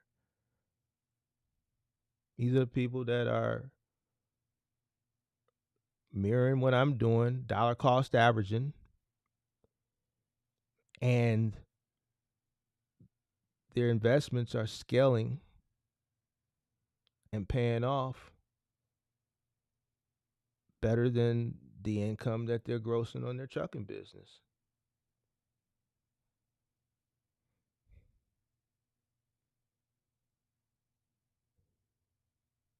It's all about education and mindset, knowing where to place your money. That's why I said it all starts up here.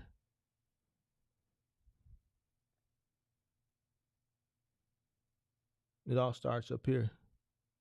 Right here.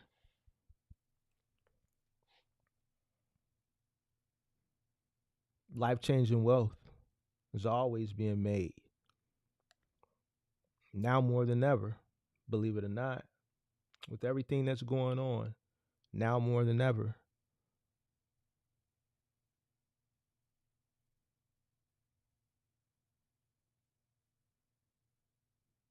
But people want to do what's not best for them, right? The people that want to do what's best for them, they'll delay their gratification.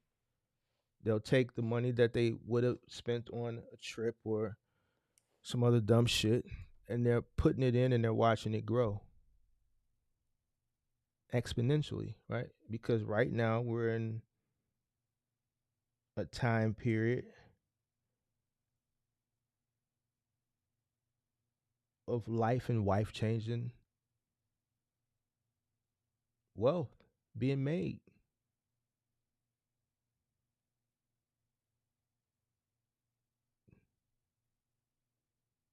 The people that know. The people that are distracted by everything that's going on in the world, Trump on his 34 indictments or whatever it was, 96, 34, whatever. I don't know. I haven't watched, I know because I hear it, but I haven't sat and clicked on one news article about it. I just know from just people talking about it and seeing the headlines. I know he was found guilty. I haven't listened to one news article, nothing. Me just knowing he was found guilty, that's all I need to know. He's guilty. I already have my ideas on the case. Distraction. Puffy, all this shit is distractions, man.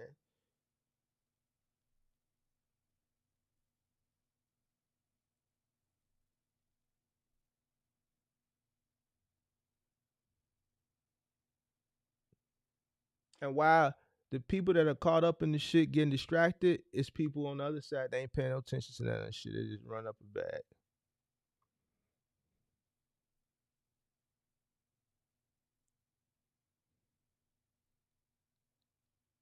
They running up a bag, right? I watched a Puffy video one time. I ain't never went back and looked at it. One time I looked at it. That's it.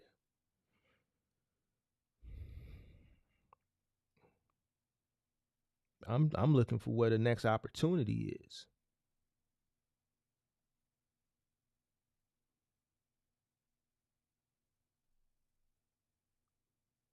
That's what we looking for. We looking for where the next opportunity is. I'm not looking for nothing else. I don't give a damn about nothing that's going on that's a distraction. Because if you get caught up in the distractions, you're gonna miss the opportunities.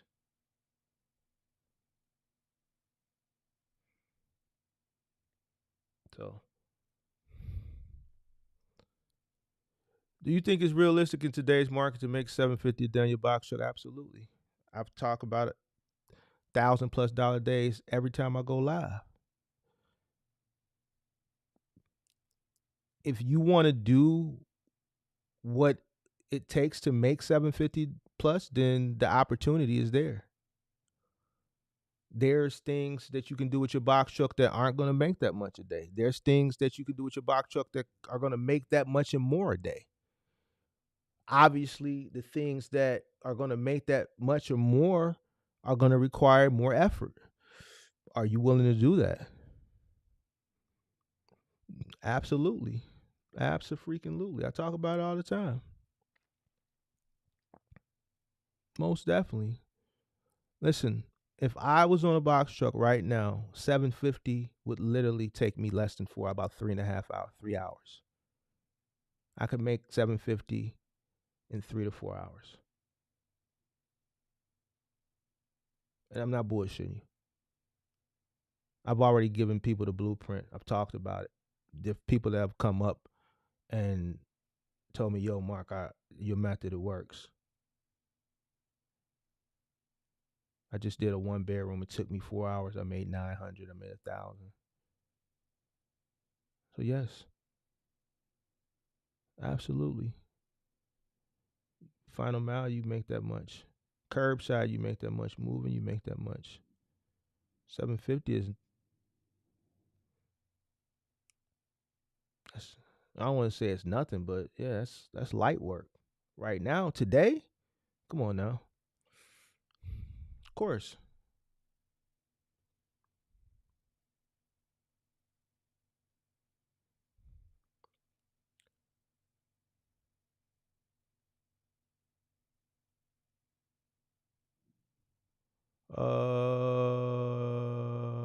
Tried to hit the link the other day and then realized I was behind due to losing connection.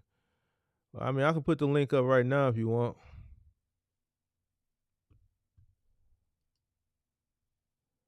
I'll drop it. I got a little minute to kick it.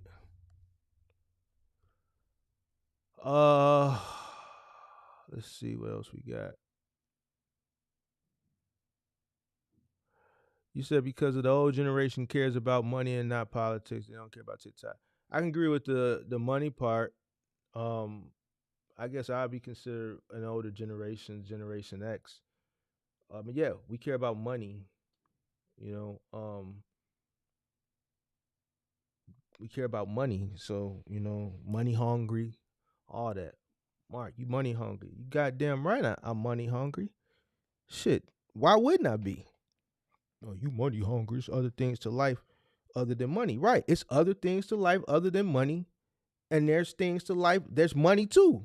So I'm going to have the money to have the other things in life. Listen, none of this shit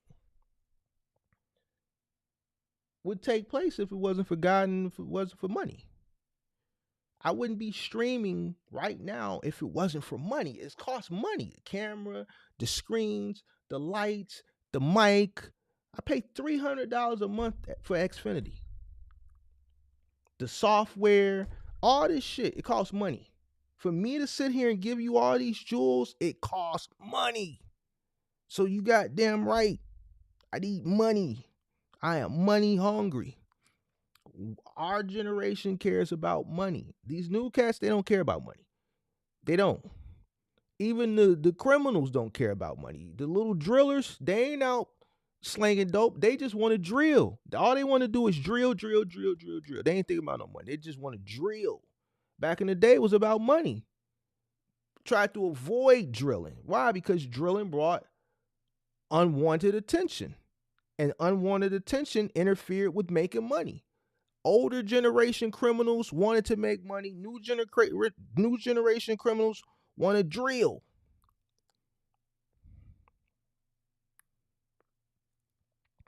Older generation wanted to make money. I don't know what's up with these new cats. I think they want to make money, but they want to make it for all the wrong reasons.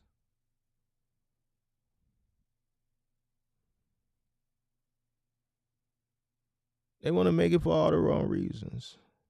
They want quick money. They don't want to let the money sit. They don't understand the ideal of your money working for you, right? They can't let the money sit. If they get a lump sum of money, they can't let it sit long enough. Listen, I just showed you that 20 grand PPP that you got in 2020, 2021. If you would have put it in this place, how much money you would have right now versus you starting that box truck business and either still in it struggling or failed back as soon as you started, like a lot of people did. See what I'm saying? 4 years, that 20 grand, where would you be? 4 years that have already came and went. You would have been better off.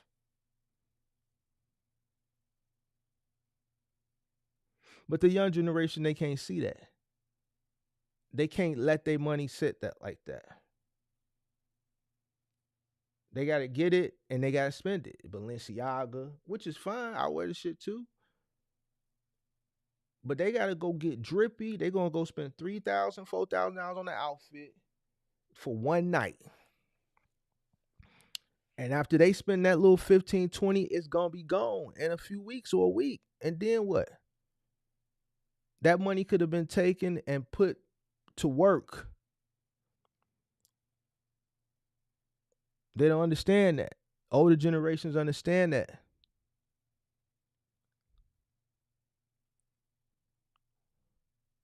So you're right.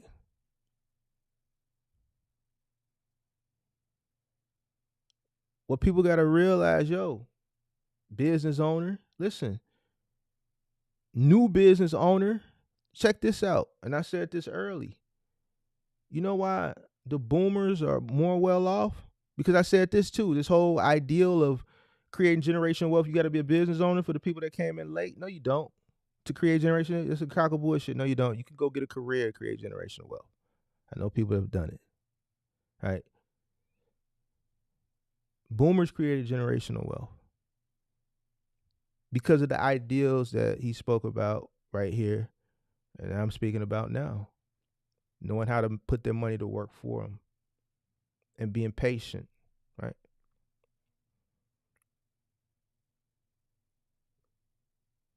What it cost to obtain a house back then, it has gone up 3, 4, 500% now, right?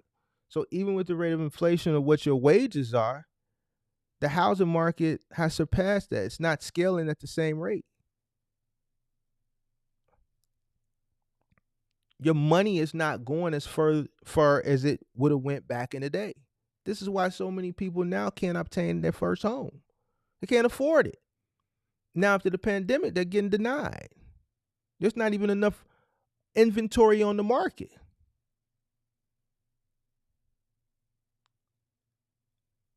There's a lot of things that the newer entrepreneurial generation need to think about.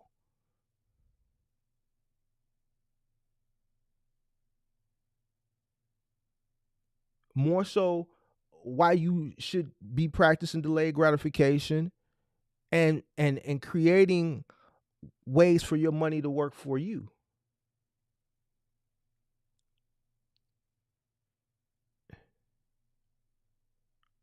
Long are the days where your one source of active income is going to be enough for you to feed a family, a homemaker, which is a housewife, and 2 or 3 kids.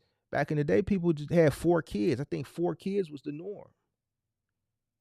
And one person can go work at a job at a factory and be able to support a wife, 4 kids, and a mortgage, and a station wagon note. You can't do that no more.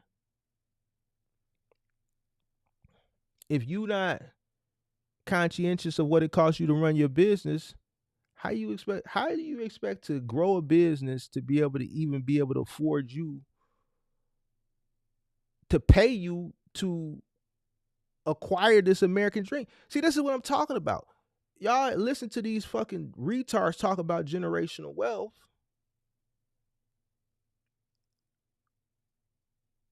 But before you can even start to invest into things passively that can bring you this, you got to take care of this, the fucking essential shit first. And people can't even do that. People are not even making enough money to pay the bills. So where's the extra income for you to take 3% or 5% or 7% or 9% or 10% to invest it into something?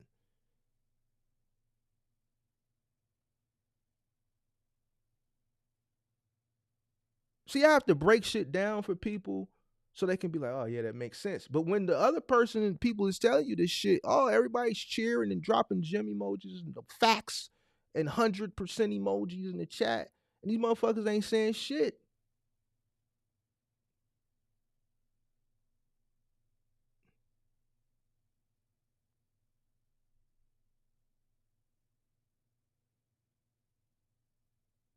How are you gonna, where's this money gonna come from?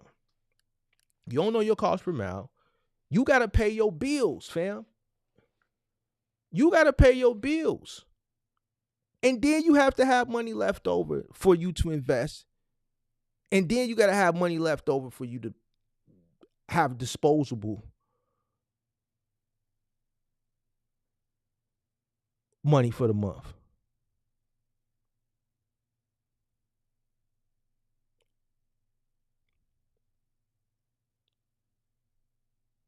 You didn't think about that, did you? Things that make you go,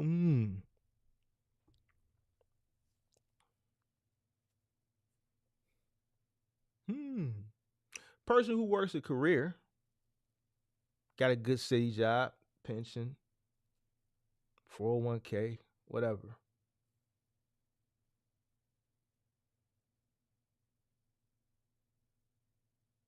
There's still an opportunity they can create generational wealth. So you don't necessarily have to be an entrepreneur, right?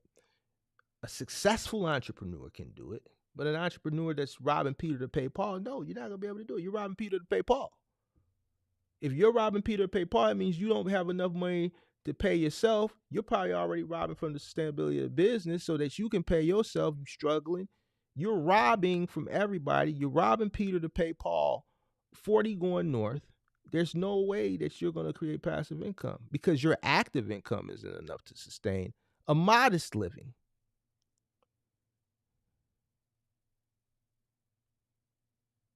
These are all things that you have to think about prior to entering into any business. It doesn't necessarily have to be a box truck business, right? Is 20 grand gross a month for your business? Is that enough? Do you think you're going to be able to grow 20 grand a month on average, plus the cost, minus the cost of the business, paying yourself, whatever's left, you pay yourself? Is that enough? I don't know. Everybody's situation is different. People live in different parts of the country. People's costs of living are different based on where they reside, and but these are all things that you have to think about. Factor in your health care. Today is the first of the month. But they hit me yesterday. They didn't even wait for Monday. They said the first fall on Saturday. That shit comes out automatically.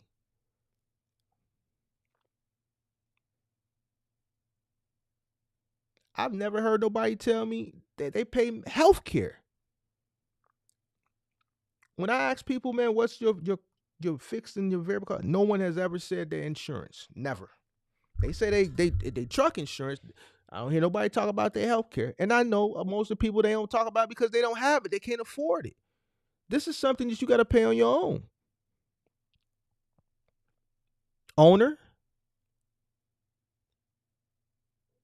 Oh, and you have to invest into your retirement. There's no there's no HR office. You got to do that shit on your own.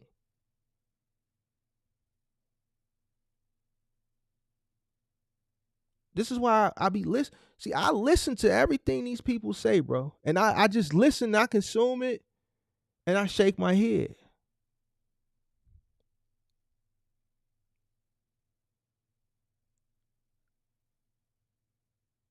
Y'all see me stream in the morning, afternoon, evening. Listen, in order to be able to be retired as an entrepreneur, you have to have money, right? You have to have money. You have to have income. Listen, you're not working for a 34 years for a company and they're taking this money every 2 weeks and they're putting it aside. And then when you retire, they're going to give you a pension till you die. No, it's up to you.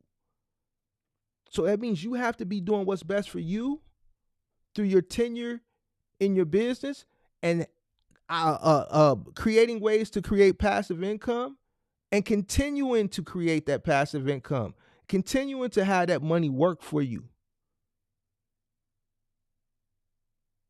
Like, it's a different ball game when you come into this.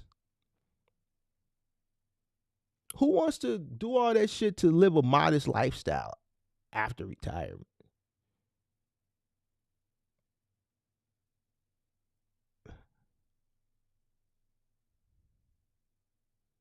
Retirement, you're supposed to be traveling and living it up. You got to do that on your own. So before you can create this passive shit, all of these things come before that. We still haven't heard nobody say their health insurance. I haven't heard nobody say, oh yeah, then my another part of my fixed income is my dental. My company pays my dental. I'm fully covered for dental and healthcare. There's another $600 coming out. I ain't heard nobody say that shit.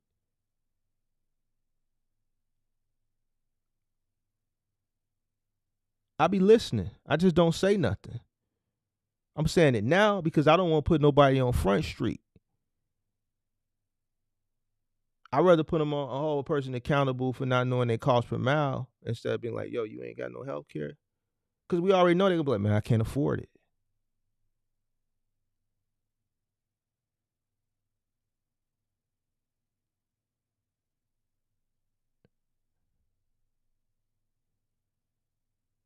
Your favorite content creator didn't run all this shit down to you back in 2020, 2021, did they?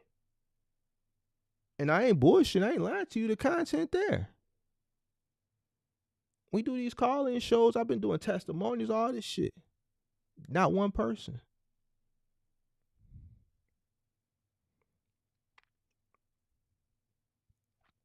But you got a bunch of people that come up, say, Mark, I want to leave my job. And I'll be like, yo, where you work at? How much you make? Yo, you might want to consider. You might want to reconsider.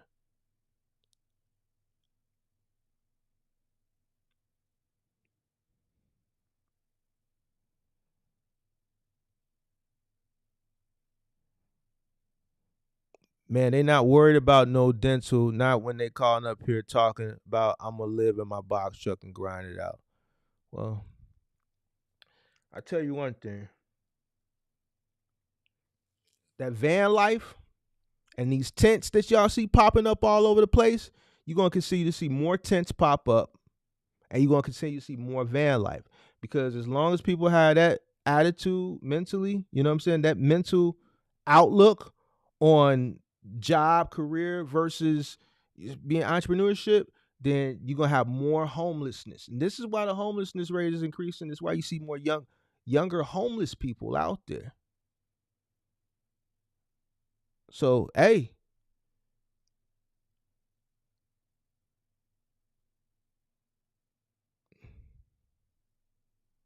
I'm telling you from experience. I know what it takes. I know what it takes to build. I know what it takes to scale, to build it, scale it, exit it successfully, and live comfortably after.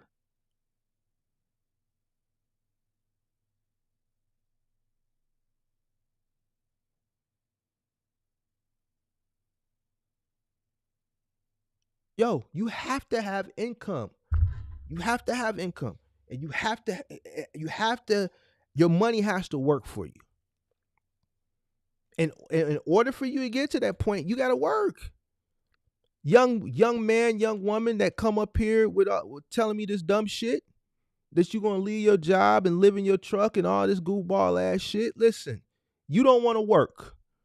If you don't work, you'll never get what you want. You'll never get it. You're gonna have to put in at least 10, 15 years of work. Period. Straight up. Let's keep it a buck. We having a conversation tonight.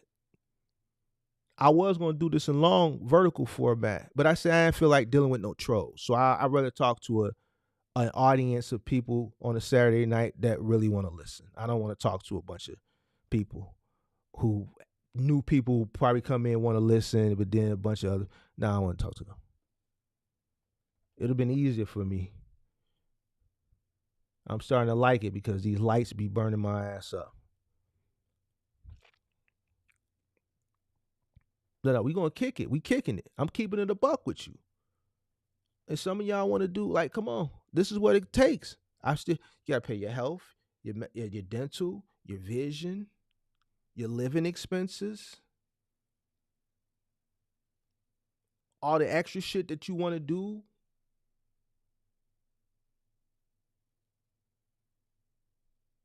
Like your money gotta be working for you. If you don't know how to run an active business, active income, how are you gonna run passive? You're not even gonna be able to create it.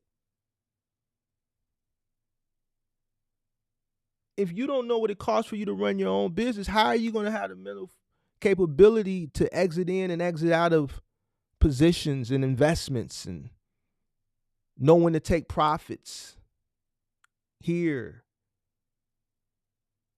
know when to increase DCA there?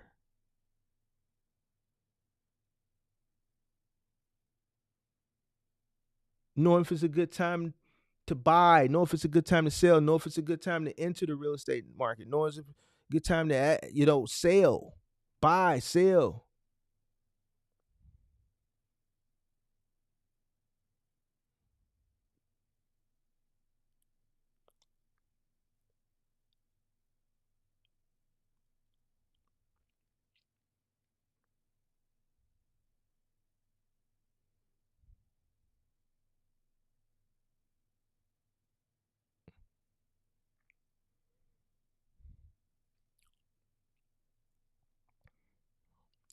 Welcome to business. This is when you're a business person, this is what it entails. A lot of research, a lot of education, a lot of decision making, critical thinking skills, a lot of decision making. What I say, listen, if you come in making bad decisions, how you expect to be successful? You constantly making decisions, critical decisions.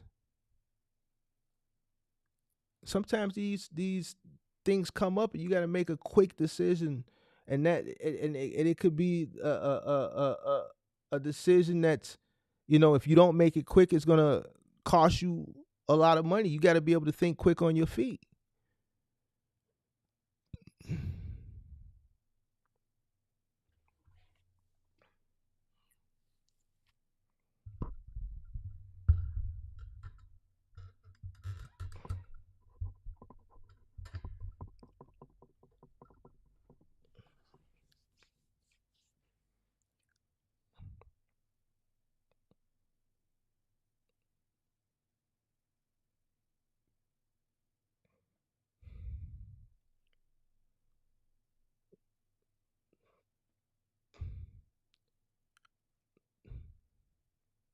It's his business.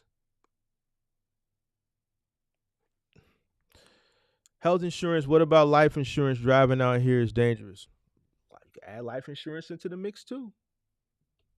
Add that to your fixed cost.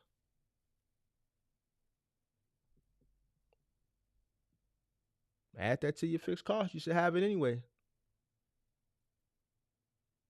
Oh, here we go. I was waiting for one.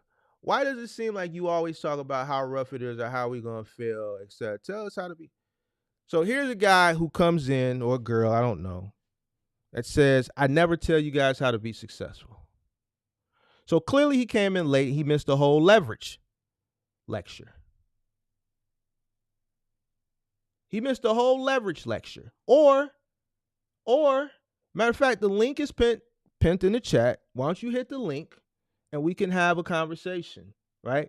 Because I give it to you from both ends of the spectrum. So you clearly missed the whole leverage lecture, right? Hold on. I've been waiting. I love a good debate. Hold on one second here. Let me see something. I want to see who I'm talking to.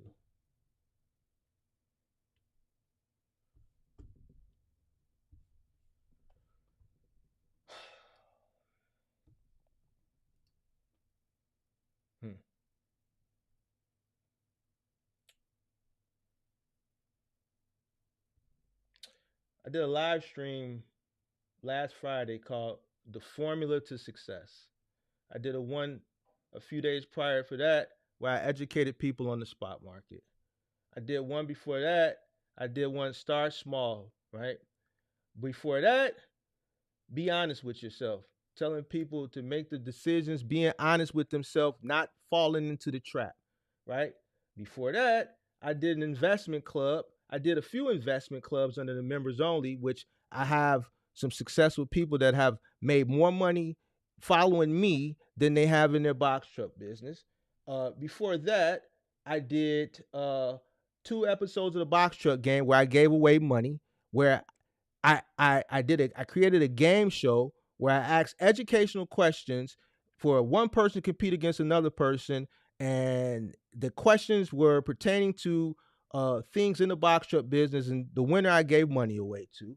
But hold on, I'm just telling you you're gonna fail. But hold on, I'm giving my money away, creating game shows, educational game shows that are centered around the box truck business. Hold on.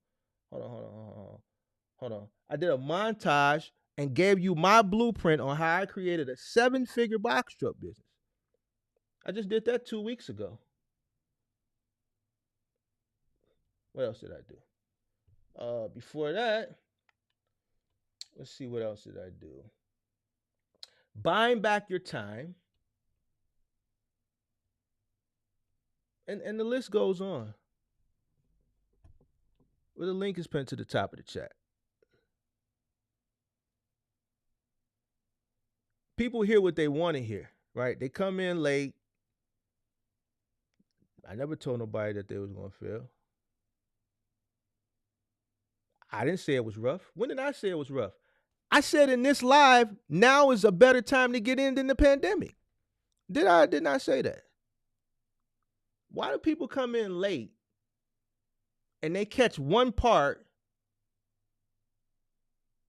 and then that's what they go off of? I said it in this live about 30 minutes ago that now is a better time to get in than it was during the pandemic. Did not say that?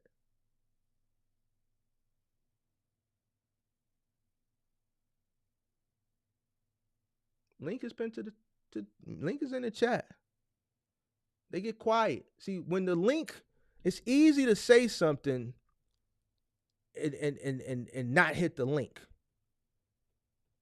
Listen, if you come into a live stream in the middle of the live stream and you didn't hear nothing, you seen I've been live for an hour and 56 minutes or an hour and 52 minutes probably from when he put that, and you didn't hear nothing I said the hour and 52 minutes prior to you putting that comment, when you came in and you just caught 2 or 3 minutes of me saying something that you, a narrative that you think this whole hour and 56 minutes is about, baby, before you put that, you should go back and start from the beginning. The title of the live stream is called Leverage, not how rough the business is. When I clearly said in this live stream, but clearly you missed it because you came in late, that now is a better time to get in than any. And I gave reasons why.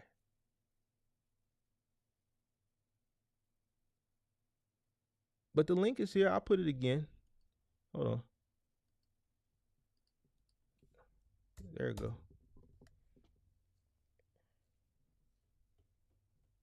See, people, this goes back to what I was talking about earlier too. People want a person to tell them what they want to hear. They want all the, listen, me personally, even if I did give you all the bad shit, I would rather hear all the bad shit. You know why? Because good is good. Tell me all the shit that I need to avoid. Tell me the shit that you went through, that you paid the cost, and tell me how you got in it, how you maneuvered around it, or how you got up out of it. So that if I get presented with it, I know how to get up out of it, or I know how to avoid it. I got a common enough sense to do what I'm supposed to do. But if I ever come across some of these bad situations, I need to know how to maneuver around them and get up out of them. This is what business and mentorship is about. The good and the bad. If I sit up here and complain again, what the fuck do I got to complain about?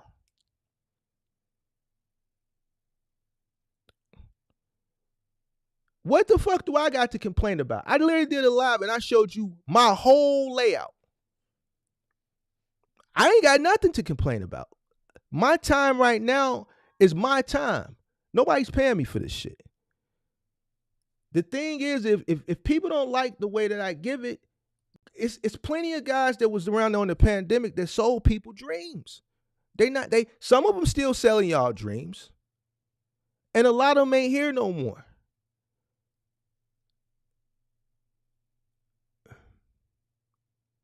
Nobody's paying me to do this. I got copyrights on all my live streams. Why? Because I use commercial music. I don't even get paid. My live streams start with commercial music and I get copyrights for them. I can't monetize. I'm spending my money to do this. If if you disagree with me or you feel like it's negative, man, no. I'm not going to sit up here and give everybody what they want to hear, because what you want to hear is not what's best for you. What people want to hear is that they're going to create generational wealth in the box truck business and that they can't create it in the fucking working a job, and that's bullshit. What people want to hear is that they're going to make $1 million in a box truck, and that's bullshit because they've been hearing it. I'm telling you can't do it. But I'm telling you how to do it using your box truck. I'm telling you to delay your gratification. I'm telling you to stop doing all the dumb shit. I'm telling you to fucking know your cost per mile. How often do I get up here and tell people they don't know their fucking cost per mile? So me telling people that you don't know your cost per mile is Be rough? That's your fucking problem. If you don't know your cost per mile, that is rough. Rough for you, it ain't rough for me.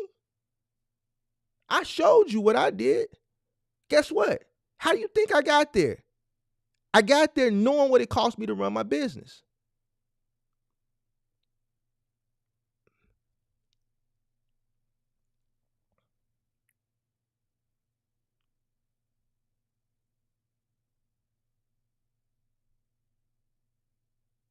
I'm not out here telling you, yo, go rent a box truck because you don't got to pay the maintenance, all this dumb shit.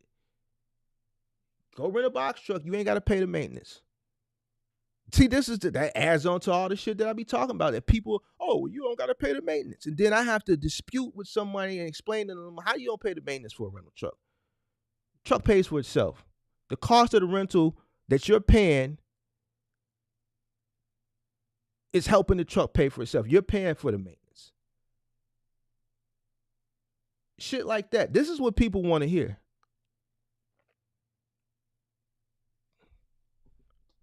This is why I don't be coming on here that much no more. This is exactly why I don't be coming on here that much no more. Yo. What's up, brethren? What's the dilly? Oh, you cut the dreads off, huh? Man, I had to start fresh, man. I had to cleanse, bro. I had to cleanse, man. Had to cleanse, man. Had a lot of negative energy built up, to be honest, man. And it was time for a change. That ain't in your hair. I Ain't mean, no negative energy in your hair. it is. Your hair holds all type of energies, man. And I've done cleanses in the past, but it was just time for a fresh start, man. I made a lot of bad decisions, to be honest. You know, I had locks, and it's to the point to where as they were getting cut off, it was like I felt weight lift off my shoulder. Not physically, but just mentally. You know, it was like, damn. But in any event, goddamn it. So I wanted to tap in, man. First and foremost, man, I appreciate everything you bring to the space, man, and all the knowledge you bring. Now, let me say this. You know, because I read a few comments and shit in the chat. Um, y'all know who the hell y'all are. If y'all in here, if not, you're probably still on the replay. But in any event, um, a lot of the things you talk about when you speaking on the box truck industry, a lot of it just as a whole translate to doing business in general, as far as just having the mindset, you delayed gratification, um, just certain things you need to do in order to be successful, um, which I don't think people necessarily, I think a lot of people equate it to specifically box truck business, but it's if a lot of things you speak on, it translates to just being successful in life as a whole. And I consume a lot what I consider high vibrational content. I make deposits daily, like 90% of my time. I probably listen to music probably 10% of the damn time. I'm consuming and making deposits, not cash form, but deposits in my head. So when they're there, you know, I can able to, you know, make withdrawals when that time comes. And I say all this to say a lot of things you say, man, I can, it's like, it's all it's all the same, but from different angles, which is a good thing. That's why I'm like, damn, okay, I know I'm doing something right. You know, I have that mindset because it all starts with the mindset, no matter what. So you being a successful person you are, I listen to many other successful peoples and how they got there and what they did, and you know, it all was like, damn, okay, damn. It's like, damn, it's like I know it, but it's like that I know this, but at the same time, I'm still, you know, hungry for that knowledge. So that's what, you know, I'm consuming shit on a regular basis. I'm making deposits on how to be successful, whether it be from trading. Like right now, I'm more so moving into swing trading because I plan on spending more and more time in my business than versus day trading. I was a day trader. Now you, on the other hand, you know, you're more of a crypto person, which I'm still learning a lot from you, as well as others. So that's something that I need to get a lot more knowledge on, you know, as well as trading. You know, I still will never say I know every damn thing at all. So right now I'm focusing on swing trading, you know, to set my contracts out for maybe a month, 2 months out, buying myself time. But I guess I'm saying all this to say, man, a lot of your talking points and narratives that you talk about as far as what it takes to be a successful box truck business owner correlates to just being successful in life. So when somebody say smart shit about, oh, well, you doing this, or you on here, oh, you doing that, it's like, dude, I can't help that I agree with logic, rationale, and reasoning. If I can relate to that, if I'm on that same mindset, my pockets might not be there, but goddamn it, I'm gonna goddamn get there because I understand delayed gratification. Mm-hmm. I'm doing what it takes. I'm not eating. I'm not going out to eat. Mm-hmm. I'm making do with minimum amounts, even on a plant-based diet. So I get it. So that's why a lot of things you say, it's like I can almost like finish your damn sentence to a certain degree when it comes to certain talking points. That's why I can, because I'm listening to that shit every single day. And I don't want to say shit as far as like it being, negative, because it's not. When I say shit, I'm talking about high vibrational content Mm-hmm. on many different levels. Just like I said, it's just that mindset that you have. I'm like, okay, it's kind of like it lets me know I'm on the right path because I'm hearing, somebody like you speak about it. I've heard it from, okay, this successful person, this successful person. Like, damn, okay. So a lot of it's like, okay, and I know I already had that mindset. So whether it be, in logistics, um, in whatever other industry I decide to get in, as well as trading, I know I'm gonna get there. I know I am, because like I can already see it. Because you got to Mm-hmm. see it first. You got to see it. I can really see it. And I have my son, man. He's he's a preteen. Well, he's a teenager now, but it's very challenging trying to get him on this same, just having that mindset and not falling into the matrix and chasing these designers and this and that and this and that. It's like it's a struggle, and social media doesn't help it at all. And it is what it Mm-hmm. is. I mean, I'm gonna stay on his ass and I'm gonna goddamn get there. But so to all the people who say I'm this and that, because I can agree with so much that you say, I got, well, actually, I got more than 2 words, but yeah, I'll just stick with the 2 words. And that's it, man. I appreciate you, man. All the knowledge that you bring, man. And I just, I want people to really understand that even when you do speak on specifically like the box truck and, as far as things you have to do, it, it, it also, it's also I guess you could say bullet points that are, like I said, just based around being a successful person, period. Mm-hmm. In order to have success in general, not just in this trucking industry. I You know what I met you mean? That's before. I actually met you. We met. What? It's about a year ago now, right? damn, it's been that goddamn long. Yeah, it's Jeez. about a year when you came to Chicago and you DM me and you Bro, was. my Is this son, yep. is this the son you talking about now? Yep, this the same one. Yep. Mm-hmm.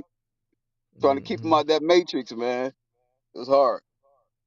Yeah. So you met me in real Yes, life. indeed. What vibe did you get from me in real life? Because I never asked you that when you met me in real life. Well, my first thoughts, I can tell, put it like this, man. And that's something I've pretty much grown to you know, just pick up on. As far as like certain people's energies, man, I can probably sit with you for probably 1 or 2 minutes and I can pick up on your energy. I can tell if it's, you know, even if it's me trying to have a conversation with you, I can kind of tell if I want to go ahead and how deep I want to go with the conversation, just based off your energy, if it's a waste of my time or not. It took me a while to really, really get that concept, man. Mm-hmm. But all in all, man, I can just tell from out the jump, oh yeah, he about his business. Just by your whole demeanor. You know, um, on the business side and on a street side. That's another side that I can relate to you on. You know what I mean? So when you talk about, it's like that shit is literally like a killer to really have street smarts as well as business smarts, that's a hell of a combination. That's a hell of a goddamn combination. So as I'm still learning, you know, I got a lot more work to go on the business side, and I'm never gonna stop damn learning. Mm. But I know I'm gonna get there. All in all, man, Yeah. I can tell out the gate, like, oh yeah, he's solid. You know what I'm saying? Even after Yeah. it's me and you in general, I'm like, yeah, he's solid. Aside Yeah. from the content and stuff. Yeah, you'll get there. You just gotta keep working, man. This shit it don't it don't happen overnight. You know what I'm saying? As long as you know stay focused and you just keep working, dog. As long as you keep working, everything gonna start falling into place. You just gotta keep working. Just gotta keep working, keep working, keep working, keep working, keep working, keep working. You gotta always keep working. And just make sure your wins outweigh your losses. But as long as you keep working, you'll be good. A lot of people don't want to work. They want to take breaks. They want to take vacations. They want to listen to this dumb shit. You see what I'm saying? This is why I be challenging these niggas, man. Like, yo, put your money up. Everybody got so much money. Y'all got so much information. Come with it. Come have this conversation. Because I disagree with half of these motherfuckers. So put your bread up. Let's have a debate. But don't want nobody come. I done pulled up and challenged some people, but don't nobody want to have this. Because I just don't believe. A lot of the shit that I hear is just cap, bro. It's cap, bro. It's cap. It's bullshit. And I just see a lot of people falling victim to this shit. And I keep saying it, yo, I'm not gonna be here forever, bro. Like you see, like my like I don't put in that effort. I feel like I already put out enough information. Like the information I come now is just really to give people the mentorship and the coaching that they need on an individual basis Hmm. when I do the calling show. But like all those live streams and all that effort, that content is there. People just need to go dig. I'm not gonna recreate that shit, bro. I'm not gonna continue to put my time in to people who, the people who want the information, they'll be here. The people who want to hear the fairy tale shit, man, there's plenty of other channels that will give you a fairy tale. They'll Dr. Seuss your ass all fucking day and all night. But I know what it takes to build a business, a real box truck business, to a point where a lot of these people want to get to. I know what it takes to build it, maintain it. I've met people. I meet so many people, so many subscribers. Like, what you get here is what you get when you run into me in real life. Facts. Facts.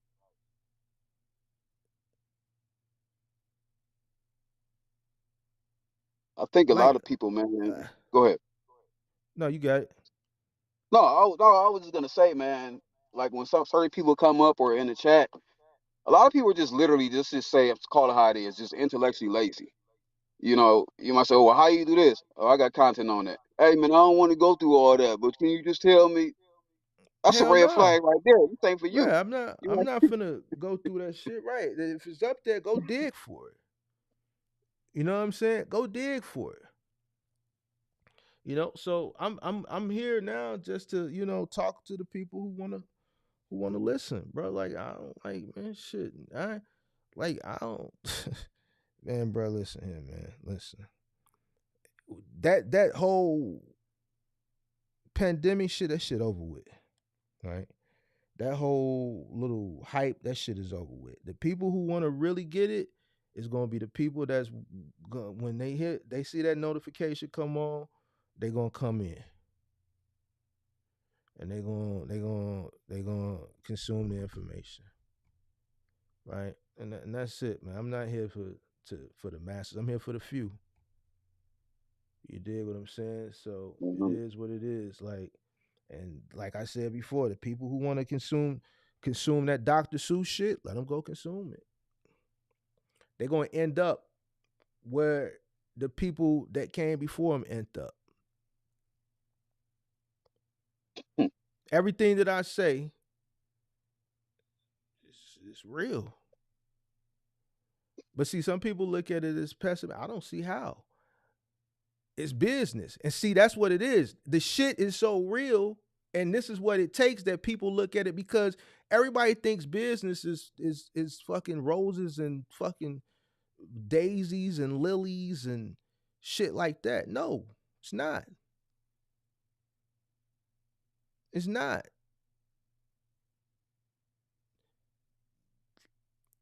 And that's the thing. That's another thing, man. It's like it's not like you giving this surface level TikTok information. You are literally giving the dynamics on what it takes to be successful. Not no surface level content with logic, like I said before, reasoning to back up everything you say. So only a fool really deny that shit. It's like Well, a shit lot of crazy, people man. deny. A lot of people deny it because I go back to what I say as far as, people get caught up in the individual. So you have a lot of people get caught up in the Right. individual.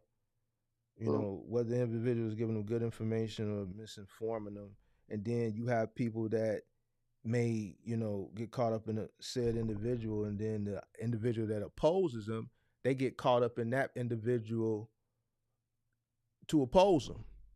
Mm. Right? This ain't no fucking reality show, bro. But people look at creators as that. So yeah, I already understand that there's gonna be people that um disagree with. I wouldn't even say the approach, it's just the information, because they've been fed It's uh brainwashing. bullshit. The box truck rental shit, the account manager shit, the you don't pay maintenance on a box truck, generational wealth, $1 million box truck.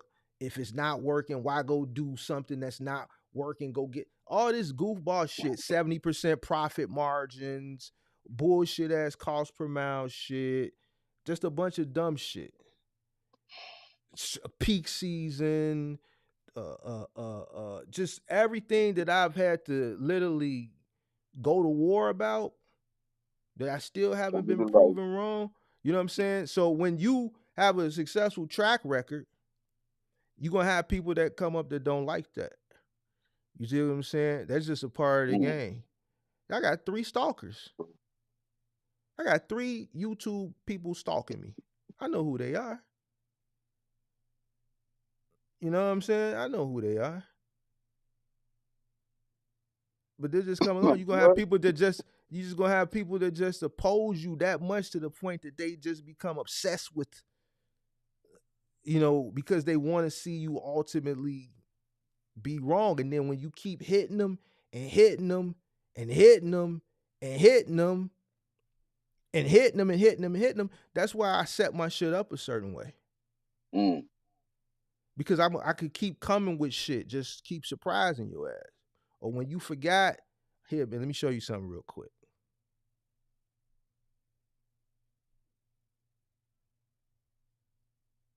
Let me show you. Hold on. Let me show you something real quick.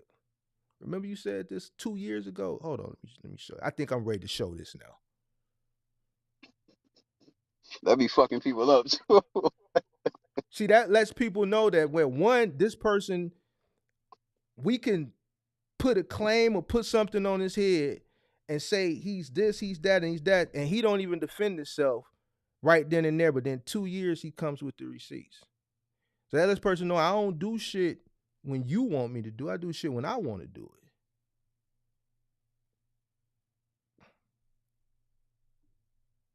See, when you Real comfortable cool. with yourself and you know what it is already, then you don't have to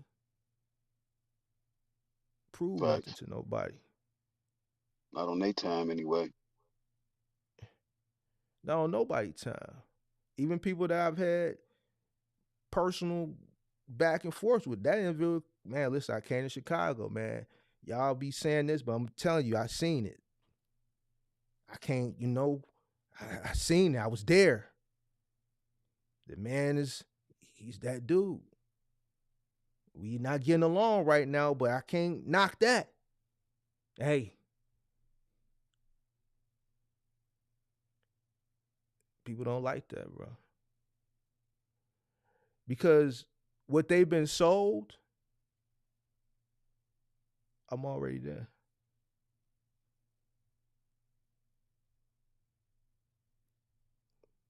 What people want to sell people, the bullshit, I'm giving better information away for free.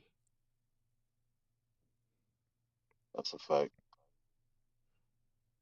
That's a fact. I'm giving the information that the people need to succeed away for free. So the surface level shit people wrapping up in mentorships, I'm giving better information away for free.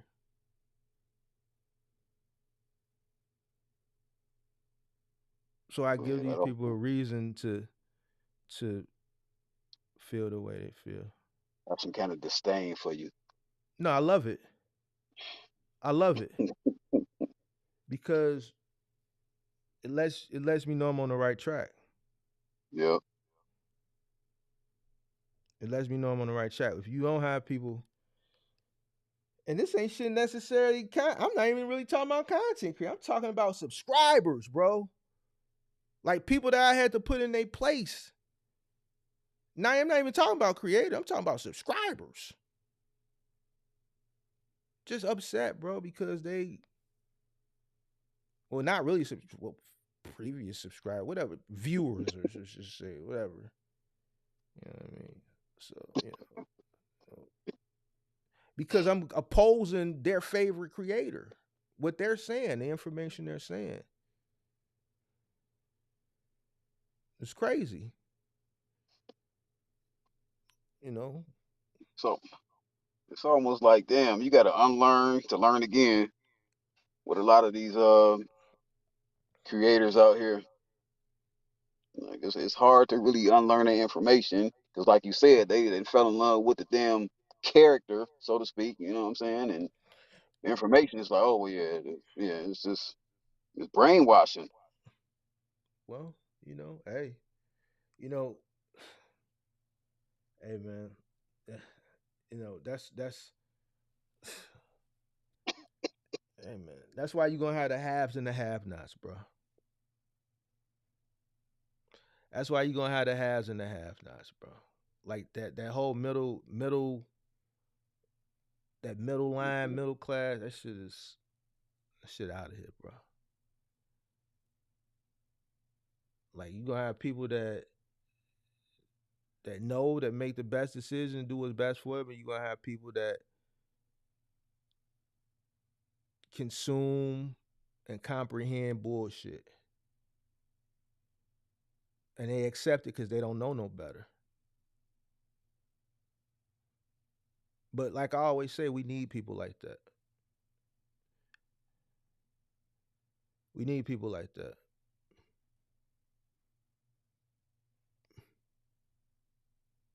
It's We like, need man, somebody. We need somebody to unload these bags too. I need some ignorant person that's going to continue to follow trends, so I can I sell agree them with my that. bags. I need you to be naive, just like the people I sold them box trucks to during the pandemic. Hey, you think I was going to sit up there and tell them they was a fool? Hell no, let me get that money. All right. Yeah, So right. same thing. Same thing. If I buy Nvidia for $200-300 and I sell it for 1150, somebody's buying it for 1150. You can't sell it unless there's a buyer.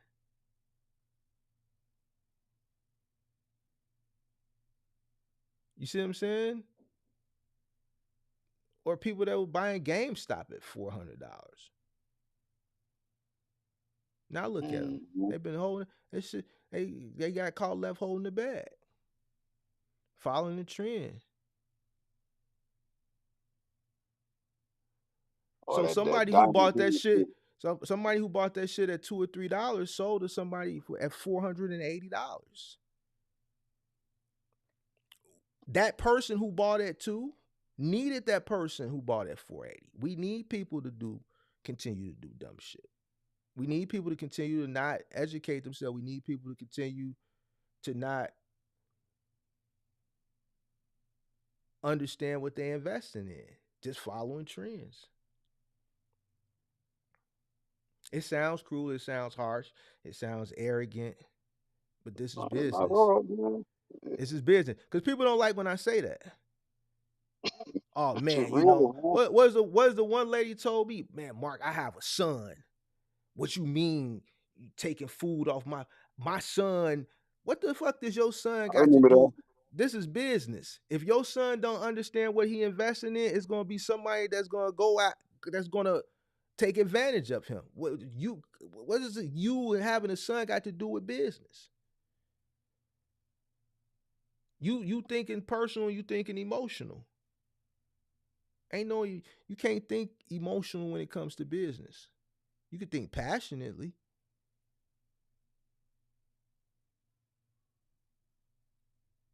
Nah. If your son was up against me, ma'am, I'm sorry. Sorry, not sorry. I'm sorry, but his ribs gonna be touching. Cause if you didn't educate him, if he didn't educate himself, what's best for him to be able to compete, am I supposed to dumb myself down? No, I'm gonna take advantage of him. I'm gonna take that food off his plate. Facts. If I don't do it, somebody else gonna do it. I'd rather it be me.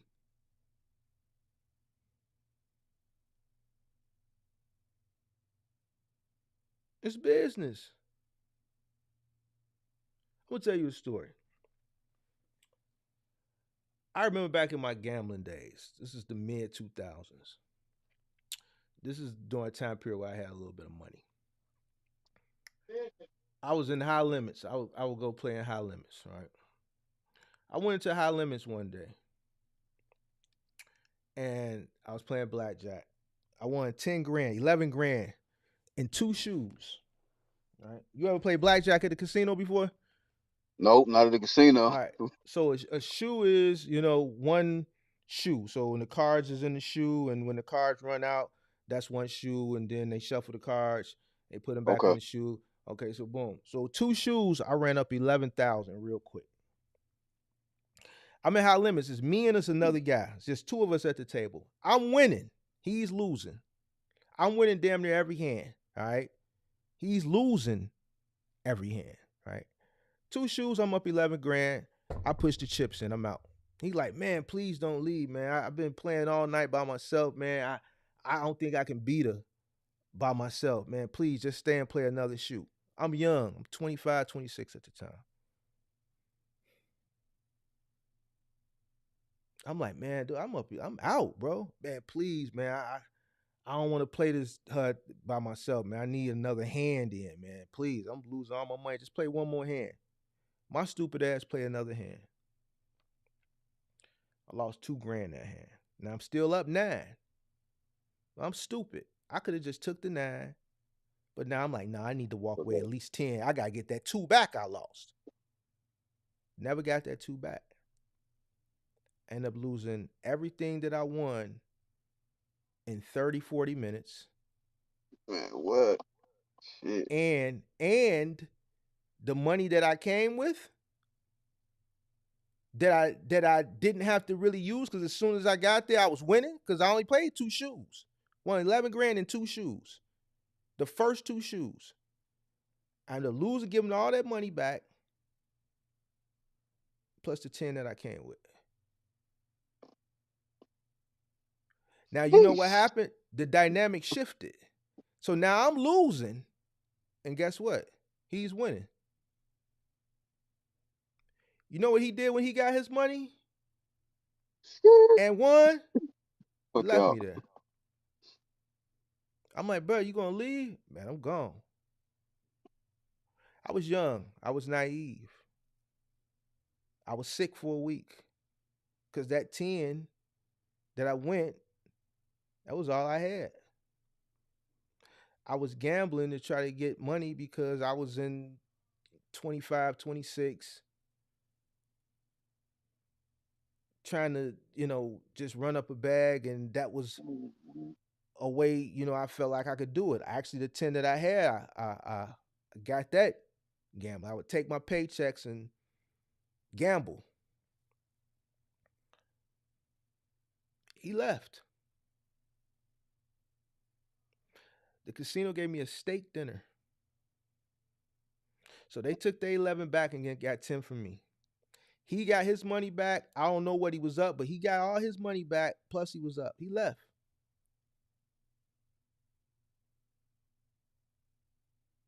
You see where I'm going with this?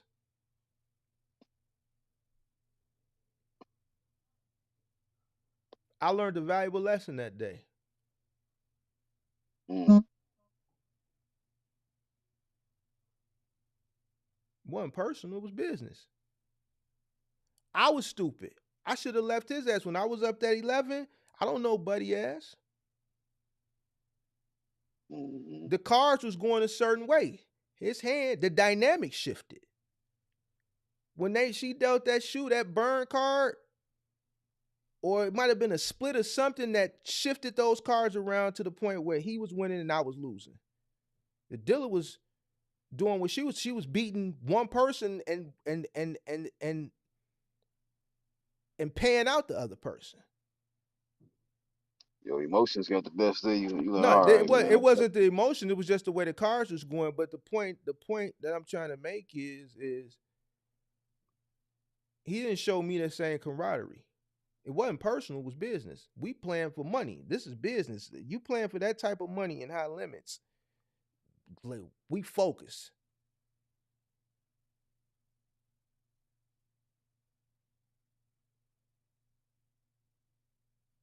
You got to do what's best for you. So if I'm in business and I'm in a business that's competitive, I'm going to always do what's best for me. If you in my way, it's a dog eat dog. Without my hand being in there, he would have never won. Some way the card shifted. It could have been a split.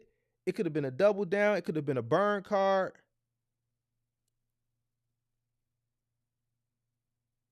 But that winning hand shifted from me to him.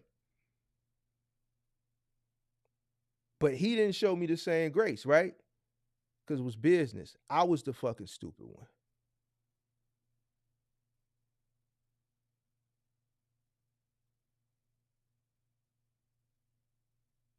And that was a lesson that I learned.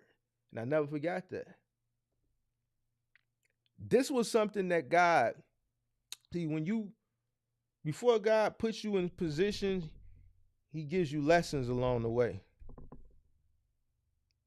That was a lesson that I learned.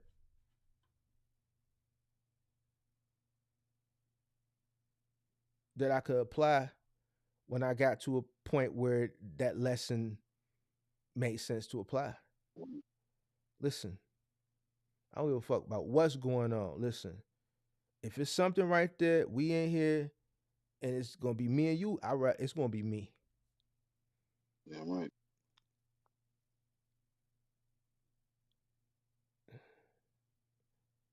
You know, so that's just how I look at business, and I'm gonna make sure I'm leveraged.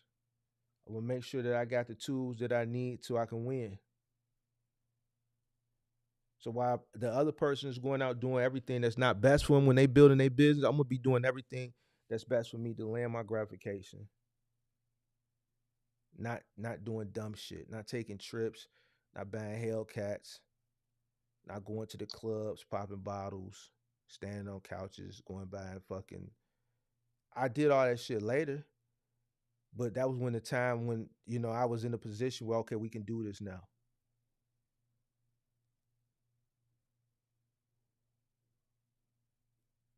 I spent all them first years working. You got to work. That's all it's about, work.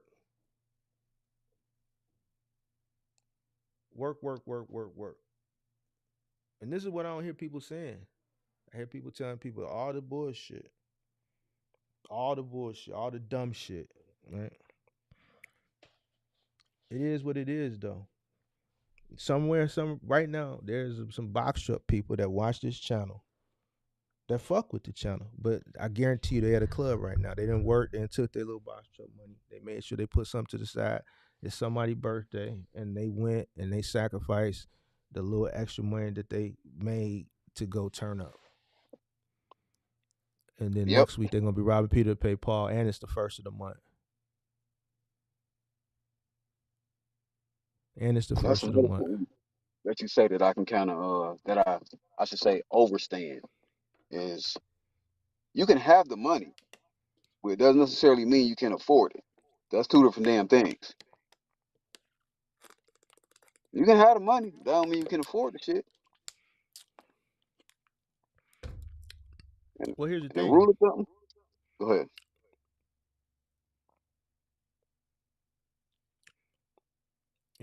if you got the money, you can't afford it. That means that money is allotted for something that's more serious.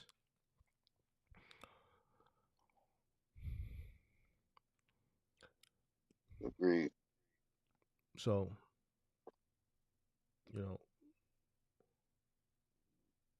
I think a lot of people get misconstrued that owning a business, it's a looked apart, beat apart thing, and it's not. All that You fake it can till you make it shit. it can't. But see, here's the thing: faking it till you make it is a lot Dumbest more shit ever. expensive. It's a lot more expensive now, and it can come into it can work in some aspects. You know A what I'm rapper. saying? But That's but but about but it. not but not in this business because the faking it Right. till you make it shit. That faking it, the shit that you spending that money on is more for your personal. It's not for the business. There it is. It's not for the business. You know what I'm saying? So, hey Mark, what's wrong with your website? I mentioned it last week. I took it down. There's no more. You got to call the call-in show if you want coaching. Call-in show. The courses, those lectures are on the members only. If you want that coaching, then it's on the call-in show only. Call-in show only. So yeah, that's that's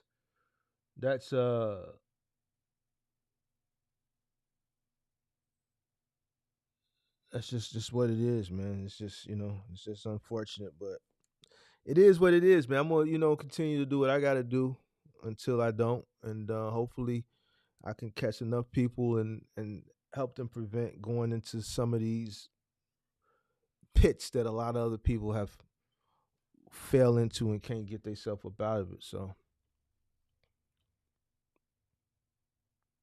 For sure, man. And, close it out, man, and say this, man. I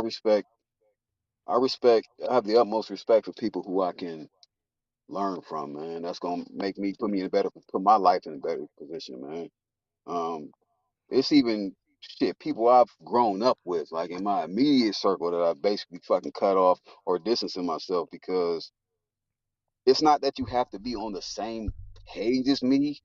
But my thing is mhm, this: like, if you want mhm, if you want a better life, and I'm tired of hearing about what you gonna do and this and that and this and that, but I'm looking at and you telling me the way you living, and okay, you just went here, or you just went there, or you just bought this, you just bought this. I'm like, mhm. bruh, like that shit get you like, all right, man. I just be like, okay at this point. All right, yep, all right. But every other damn month, you taking a damn vacation, so like even people that's real close to me, man, I just kind of distance myself. Like, damn, dude, like, all right, man, you got it. Okay. Well, I'ma still get there, but no, okay. All right.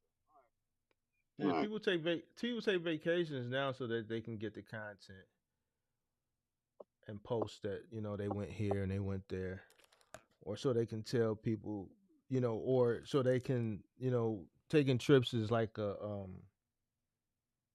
I guess it's like a show of success. Like, okay, I can take a Right. trip. Right.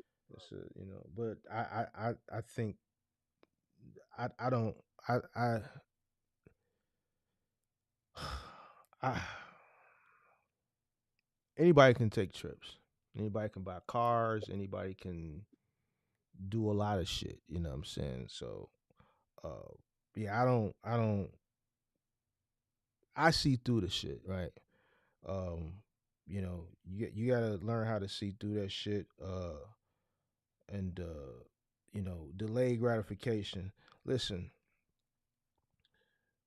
there was once a time I would take 3, 4 trips out the country a year, right? During the pandemic, I didn't travel abroad, right, for obvious reasons. Now I'm heavily investing, right? I can take trips. I probably take, I've traveled this year. I haven't traveled abroad. I'll probably go abroad once or twice before the end of the year. I think I'm ready to, I think it's safe to start back traveling abroad again. But even with me being in a position where I can afford to do it, if I see I can take this 8, 9 grand or whatever it is and then put it in something that's gonna turn into 100 or 200 or 300, then it's to me it's a no brainer. You see what I'm saying? It's a no brainer. Like I don't, a lot of people get caught up on the showy shit. Like I always talk about, I don't get caught up on titles. Everybody want to be CEO and nigga, I don't own shit. I'm a corporation now. I'm an employee. You see what I'm saying? I'm gonna do what's best for me at that particular time. And if I see that I could take this and turn it into that, then I'm gonna delay that. And I'm gonna take that and run it over there so I can run it up. You see what I'm saying? So, even to this day, you know what I'm saying? It's just this is how I think. Look how much money been made this year. You in the members only. Look how many things I called just from doing research. Man, look here. Money ain't no issue. We know how to make money. See, that's the thing. Once you learn how to make money, that's not a problem no more. You know what I'm saying? Once you learn how to make money and you know how to, put your money to work for you, money no longer becomes a problem. Money becomes a tool. People look at money for the wrong reasons. I don't look at money the way people look at money. I look at money as a tool. Other people look at money as a way to use it to stunt. I look at it as a tool. Once you know how to make that shit and you know how to get that shit to work for you, that no longer becomes a problem. It becomes a tool. So it is what it is, The way we, I mean, you be in the member, you in the members only, so you see it. You see I'm already knowing. you see there's some good success stories in there. Latrice is one of them. Yeah, and the thing is, it's like it's not necessarily because I know you know what the fuck you're talking about. I mean, it shows. So now, when it comes to all the bangers, it's not necessarily surprising because you are knowledgeable and you know what the fuck you're talking about. So I'll just be looking. I go back and look at the chart. Like, okay, god damn, man, this motherfucker ran like shit. I be like, damn, Look at but shit, I get these away. fucking, you No, about to I say give them that J away because one? the J one, yeah, Yeah, that J one. that shit gone this That weekend. bitch, The past week. that bitch, I told that like 2 months ago. I'm finna get man, 100,000 what, shares of this. I bought them man? 100,000 shares. It wasn't doing nothing, and then all of it took, man, partnership with Apple out of here. That's what I'm saying. That's why I just be listening to cats, bro. Like to, like what a partnership with Apple. That shit was sitting dormant for a minute. Nice little minute. What? Gone now though. Gone now. It ain't gonna slow down neither. It ain't gonna slow down. What? That was another one. So I don't know, man. It is what it is, but that just goes back to what I'm saying. Like once you know how to make money, you know what to look for. You know what to. You just know what to look for. You know what to look for, and you know how to, you know, put your money in the right things at the right time. Look what I took money out of to put myself in that position. I got out of XRP and I got out of Cardano. And look, them shits ain't did shit. So I would have had my money just sitting in there, just sitting, not doing nothing. I took that shit out of there. I ran it over there and some other places. I said I'm gonna get 100,000 shares of this. And it just didn't do nothing for what, 2-3 months? Last week, partnered with Apple. Out of here. It's gonna continue to go. So I don't know. I don't know, man. This shit's simple to me, dude. Like I don't know. So I don't know what these cats be over there talking about with these false realities of generational wealth. You know how much 100,000 shares cost me when I got in? A couple grand. God damn. Shit. A couple grand. What Young Jock say? A couple grand. That's all it costs. It was a couple grand investment. It's similar to like the individual that got a PPP. It's similar to an individual got a PPP in 2020, 2021, 2022. If I went to that person and said, yo, you can take this 20 grand, you can put it in NVIDIA. It's $115. This bubble, this is gonna be the next thing. This is destined. The charts, you know, the evidence is there. Or you can take it and you can get into this box truck business. If you could do everything all over again, knowing what you know now, what would you do?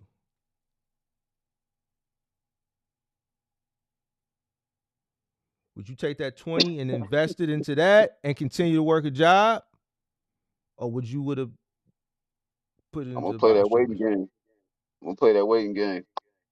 Play that waiting game. So let me ask you this. If you would have put that money into the box truck business in 2021, do you think you would be that liquid today? You think you would be a Hell quarter million no. dollars? Do you think you would be a $250,000 liquid? Man, hell no. So I'm probably not even shit, not even halfway there. Not even a third of the way there. Shit, not even an eighth of the way there. All right. So now you a $250,000 liquid. You go that way, you a $250,000 liquid. I ain't thinking about no box shop. You take all your profit now. You re-enter on the 10-to-1 split. You run it back up again. You take the difference from those profits and you put it into other things. Now I'm not negating the box truck business. I'm weighing No, I feel you. what's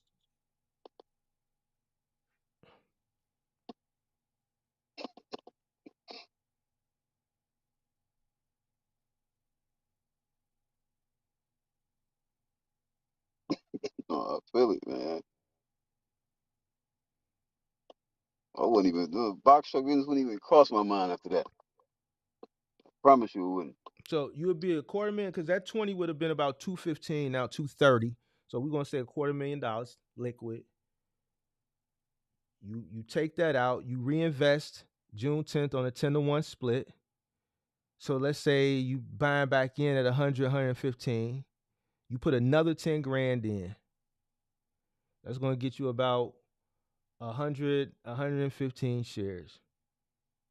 Or fuck it. Let's say you 10-to-1 split and it's 100 even. You put 100 grand in. You got 1,000 shares.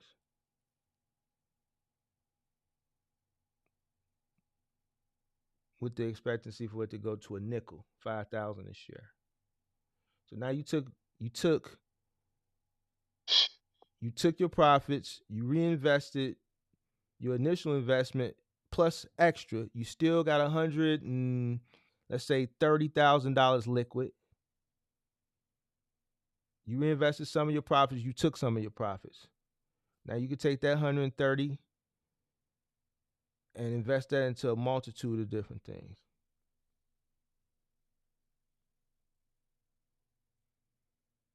Or you could take the 30, treat yourself with the 30, take the other 100 and invest into a multitude of different things. You already know where the J one about to go. So even in entering right now at that, putting a nickel or putting 10,000 into that, you already know where that's gonna go. Facts. The O one that we talk about, you already seen what's that doing. We already know because BlackRock behind that told people to get into that when it was 60, 70 cents. That's almost doubled.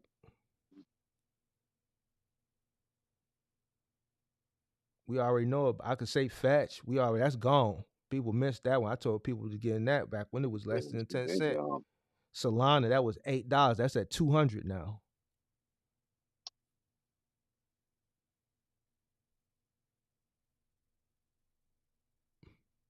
If that ain't a track record, I don't know what is. Rivian, I already know what that's going to do. That's just a sitting duck, like how the J1 and some of the other ones just play with you so that you can get, frustrated and get out. And as soon as you get out, boom, Apple just bought this, or Apple just partnered with that, or Tesla just partnered with that. Now you look at it sitting to going through the roof. Mm-hmm. That's a hell of a feeling.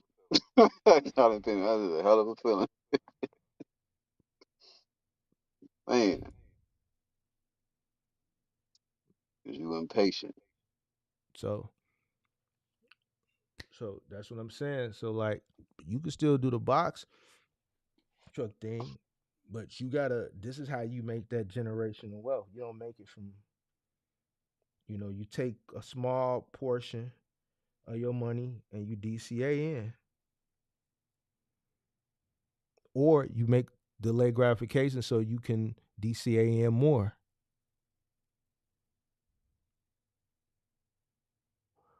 When we was listening to that earnings call that day, when we was looking at the buy and the sell orders, most of the sell orders was 100 shares. As soon as it hit 1,000, so people taking that quick 100 grand real quick. All right, we're gonna take 100 grand real quick, but we'll just leave the rest for the 10-1. We just gonna run it back up again. We're gonna take this 100 grand. We're gonna go play, and we're gonna run it up again.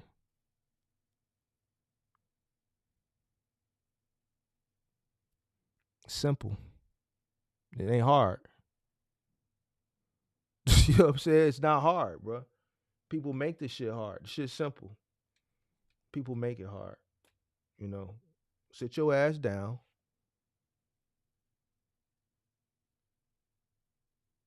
Cook you some food. Stop doing all the dumb shit. Let your money work for you. Be cool for a couple of years. That's it. That's it, bro. This shit it's not rocket science, bro. That's why I say, like, man, like, wealth is being made right now under people's noses, but everybody focusing on dumb shit. But I want them to keep I want them to keep focusing on it though. Straight up. I need them to keep focusing on it. You feel me? I want them to be distracted. So it is what it is. But man, you got any final thoughts? Say this, man. Once again, man, I appreciate all the game, man. The wisdom you just bring to the industry and just on how to be successful in life itself, man, is greatly appreciated, man. I mean, that's it. It's all good. You didn't get into the J one, did you? Because you seem I kind of did you said that. on some Oh, soft shit though. Nothing to oh, brag about. It's real on some okay. real soft shit. Nothing to brag about. Well, Real soft, some like some something is better than slight. nothing. Some is better than nothing. You gotta start from somewhere, and then you just take that and you just parlay it and just Just make the right decision with it and keep it pushing. That's Shit, all. shit, I took That's out all. probably a quarter of my sheep and actually put it in there. A quarter of your Hmm. what? My Oh, your sheep. shit. Oh, okay. Yeah. I think that's gonna come too. It's got Think to, that's man. I think that's gonna Shit got come. No, to. it's coming. It's coming. You just gotta be patient. You Right. just gotta be patient. Like everything. Listen, as long as the company got a utility, they got a use case. It's only a matter of time. You know what I'm saying? It's just everything has a time. You gotta be patient. The day you get frustrated and you give up and you exit is the next day that shit gonna go, and then you're gonna be chasing. Then you're gonna end up chasing like how these people Mhm. was chasing during the pandemic. That's the type of shit. This type of information is what's gonna ultimately get people to the promised land. You know what I'm saying? This is the information that's gonna get them there. That other bullshit that these motherfuckers is kicking, that shit ain't about shit. It ain't. Definitely. It ain't. It ain't about shit. So just keep delaying your gratification, like you said. Keep Damn, man. I ain't got no you know choice. I've been goddamn working. When I say 30, 36, 30 plus damn hours. So I do a lot of on demand work too. So, it's been shit been rough, man, but I always 30 hours a remind week. myself. No, I'm talking about like staying up for 30 plus hours and shit, 40 hours. 'Cause I do a lot of on demand work. So, I might finish with this company or that company. Then I might get it run at like 2 a.m. That run might be, I don't know, from here to Indianapolis. That's another 3 hours, 3 hours back. By the time shit, I'm asleep for 2 hours. Back up into it. I hear you. Yo, Yo, what's going on? quick question. How do I join the members only? Hit the join button under the video or on the main channel page. Or, You must be smelling that sauce. That sauce smell good, don't it? Smelling that sauce. yeah, I just never knew how to join. I didn't really know what it was about. Just other ways to make money. Is it mostly like investing in crypto? Stocks, crypto. I mean, real estate is jumping at the time, and I got a real estate play. Just whatever. I just tell people what I'm doing. I don't advise nobody on nothing. I tell people what I'm doing, and if you want to copy it, you copy it. If you don't, you don't. I mean, clearly, he telling you I haven't missed. I haven't missed. Bro, You know what I'm saying? this shit's been crazy. I mean, So, crazy. Word. Crazy. I You know just what he tell people talking what about, I'm man. doing. It's shown. It's shown. It's So, shown. He ain't guessing his way through this. Like a lot of these people on YouTube yeah, itself do. He ain't guessing his way through this. He does his Is, due diligence. He knows what he's talking about. is it like a monthly fee kind of thing? yeah. I mean, the cheapest tier is I don't limit it to okay level 1, level 2, level 3. Level 1 going to only get this. Level 2. It's just whatever you want. If you want to do a level 1, if you want to do level 2, level 3, it's all up to you. But Yeah. I open it up to everybody. Just all But what you want to do. You know what I'm saying? So I think level 1 is like $2.99 or some shit like that. But that's it. What's level 3? 24. Some people pay 24 because they feel like, man, the information, they Perfect. feel like, Yeah. man, it's worth it. So that's their way of contributing to the channel. You know what I'm Yeah. saying? But you got people that's done did 6 figures. Facts. So yeah, so and those people they don't even chat. They'll hit me privately. But it's people that watch that, that's done made a lot of money. Just following my plays. I do all Yeah. the research. I do a lot of research because I'm putting the bag in. So I can't fuck around with my money. You know what I'm saying? So I make sure that I'm not putting my money in the dumb shit. Yeah. Everything that I preach, I and tell people they should be doing, I do it myself. So if I'm putting my money into something, you better believe I already done did a deep dive analysis on it. And sometimes it may be like, damn, he said he did this. This shit ain't really hitting. And then out of the blue, So just stick with it. I just that's most investments. A lot of investments don't move right away, but that just goes back to what I was talking about earlier. You know, people want this quick, instant shit. You know, when you start a business, you got to work. It take time to get to that. Certain investments, you might not see your money as quickly. You know, Nvidia, you could have bought that in 2020, 2021 for $100 and some dollars. It took 4 years to reach $1,000 a share. But shit, I could have, if you could have, if you would have, let's say, put 10 grand in back then, that 10 grand would be 150 grand now. Yeah. You know, so you would have put 5,000 in. That would have been 50 grand. Right? So a person would took that PPP money and invested some of it. And that ain't the only, there's plenty of other things, you know. You just gotta do your research. But that goes back to what I was saying too. You know, in some situations, some people are better off just going and working a job. Some people are better off if they do come into a large lump sum of money, investing into someone else's business. That may be the better play because they might not be just a good. Not everybody is going to be a successful business person. Not everybody got everything that you need to be successful. Not everybody gonna have it. That's why I did that live stream a few weeks ago. And be honest with yourself. Yeah.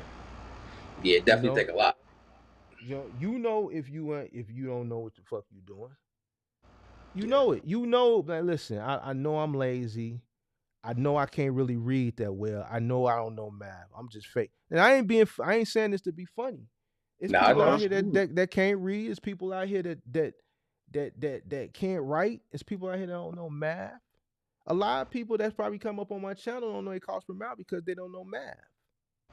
I know it because I can tell some of them, but I just don't put them out. I hold them accountable, but I don't be like, oh, he can't. I've had people come up, I can tell already they don't know math.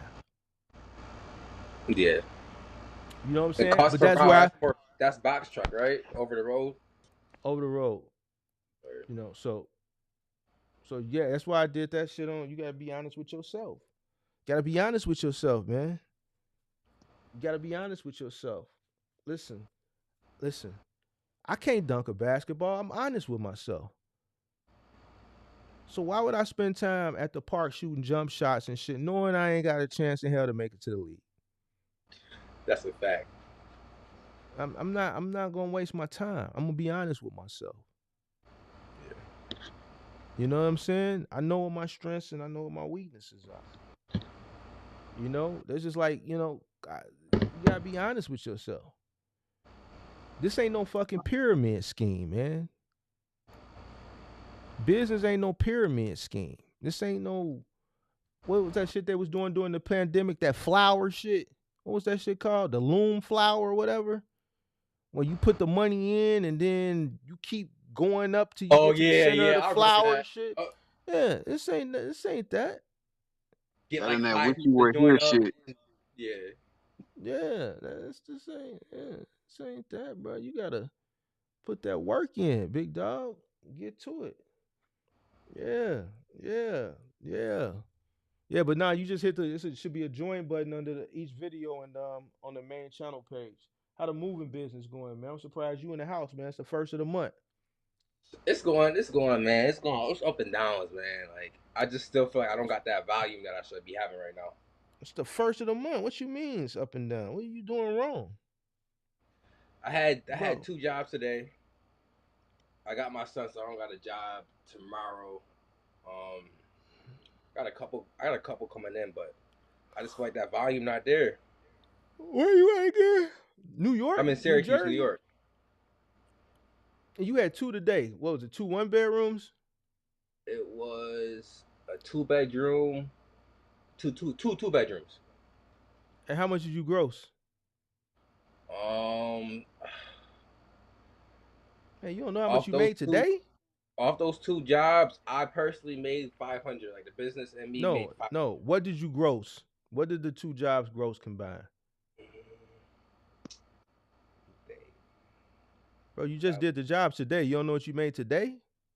that first one was 425, and that second one was a move and help job. It was only like 250, 2 hours.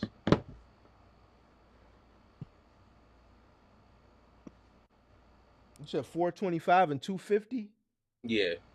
675, Yep. and it was 2 mans or 3 mans. 2 men. Yeah, you should have had 3 jobs today. Yeah, that the volume not there right now. I don't know why. 425 for a 2-bedroom. Yep. What floor to what floor? This is first floor. Store. It was a storage unit to the first floor, so it was pretty easy. What was the distance? 5 miles. It was a storage unit to a first floor. Yeah. How long did it take the job? Shit, we got that shit done in like hour and 30 minutes.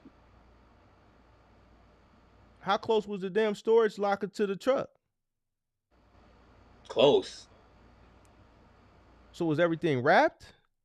So we did the job in September, so we had everything wrapped. All we had to do is put it in my trailer and bring it to the next crib. So you charged a 2-hour minimum? 3. Oh, you do a 3-hour minimum? Yeah. So what you charge? 100 an hour? Nah, for the 2 man, I charged 125 plus a truck fee. Trailer So fee. that's 375, and then what's the trailer fee? 50 50. bucks? Yeah.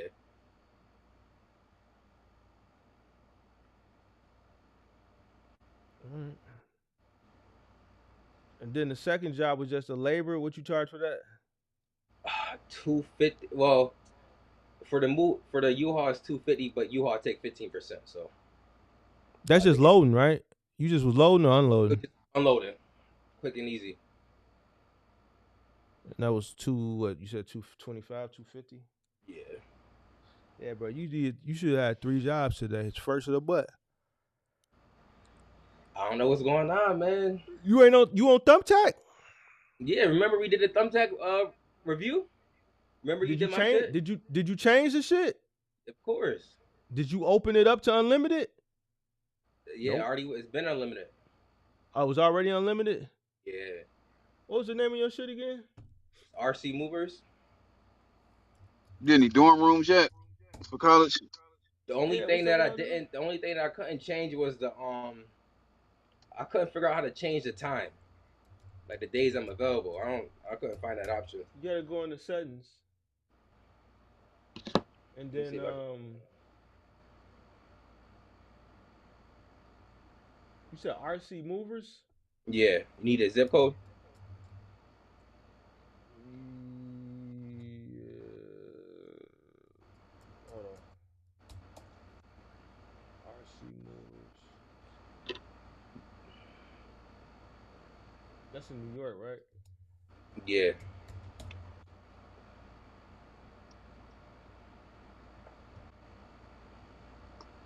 Syracuse, New York. I see it. Yeah, Mm-hmm. y'all popped up number 13201. That's what I'm saying. We popping up. We doing good. I mean, getting good reviews. Everybody's satisfied. I don't know why that volume not there. And you do instant book? Yeah. Yep. Yeah, instant book. Plenty of availability. Uh, uh,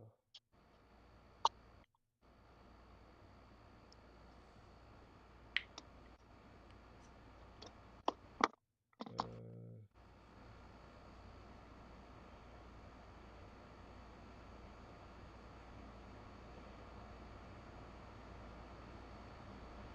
what's your response time? I think last time that we checked it was 4 hours, but I've been responding faster now. I don't know what it is now. So how many leads are you getting a day? It's up and down. Sometimes I'll get 3. The last couple of days I haven't got none.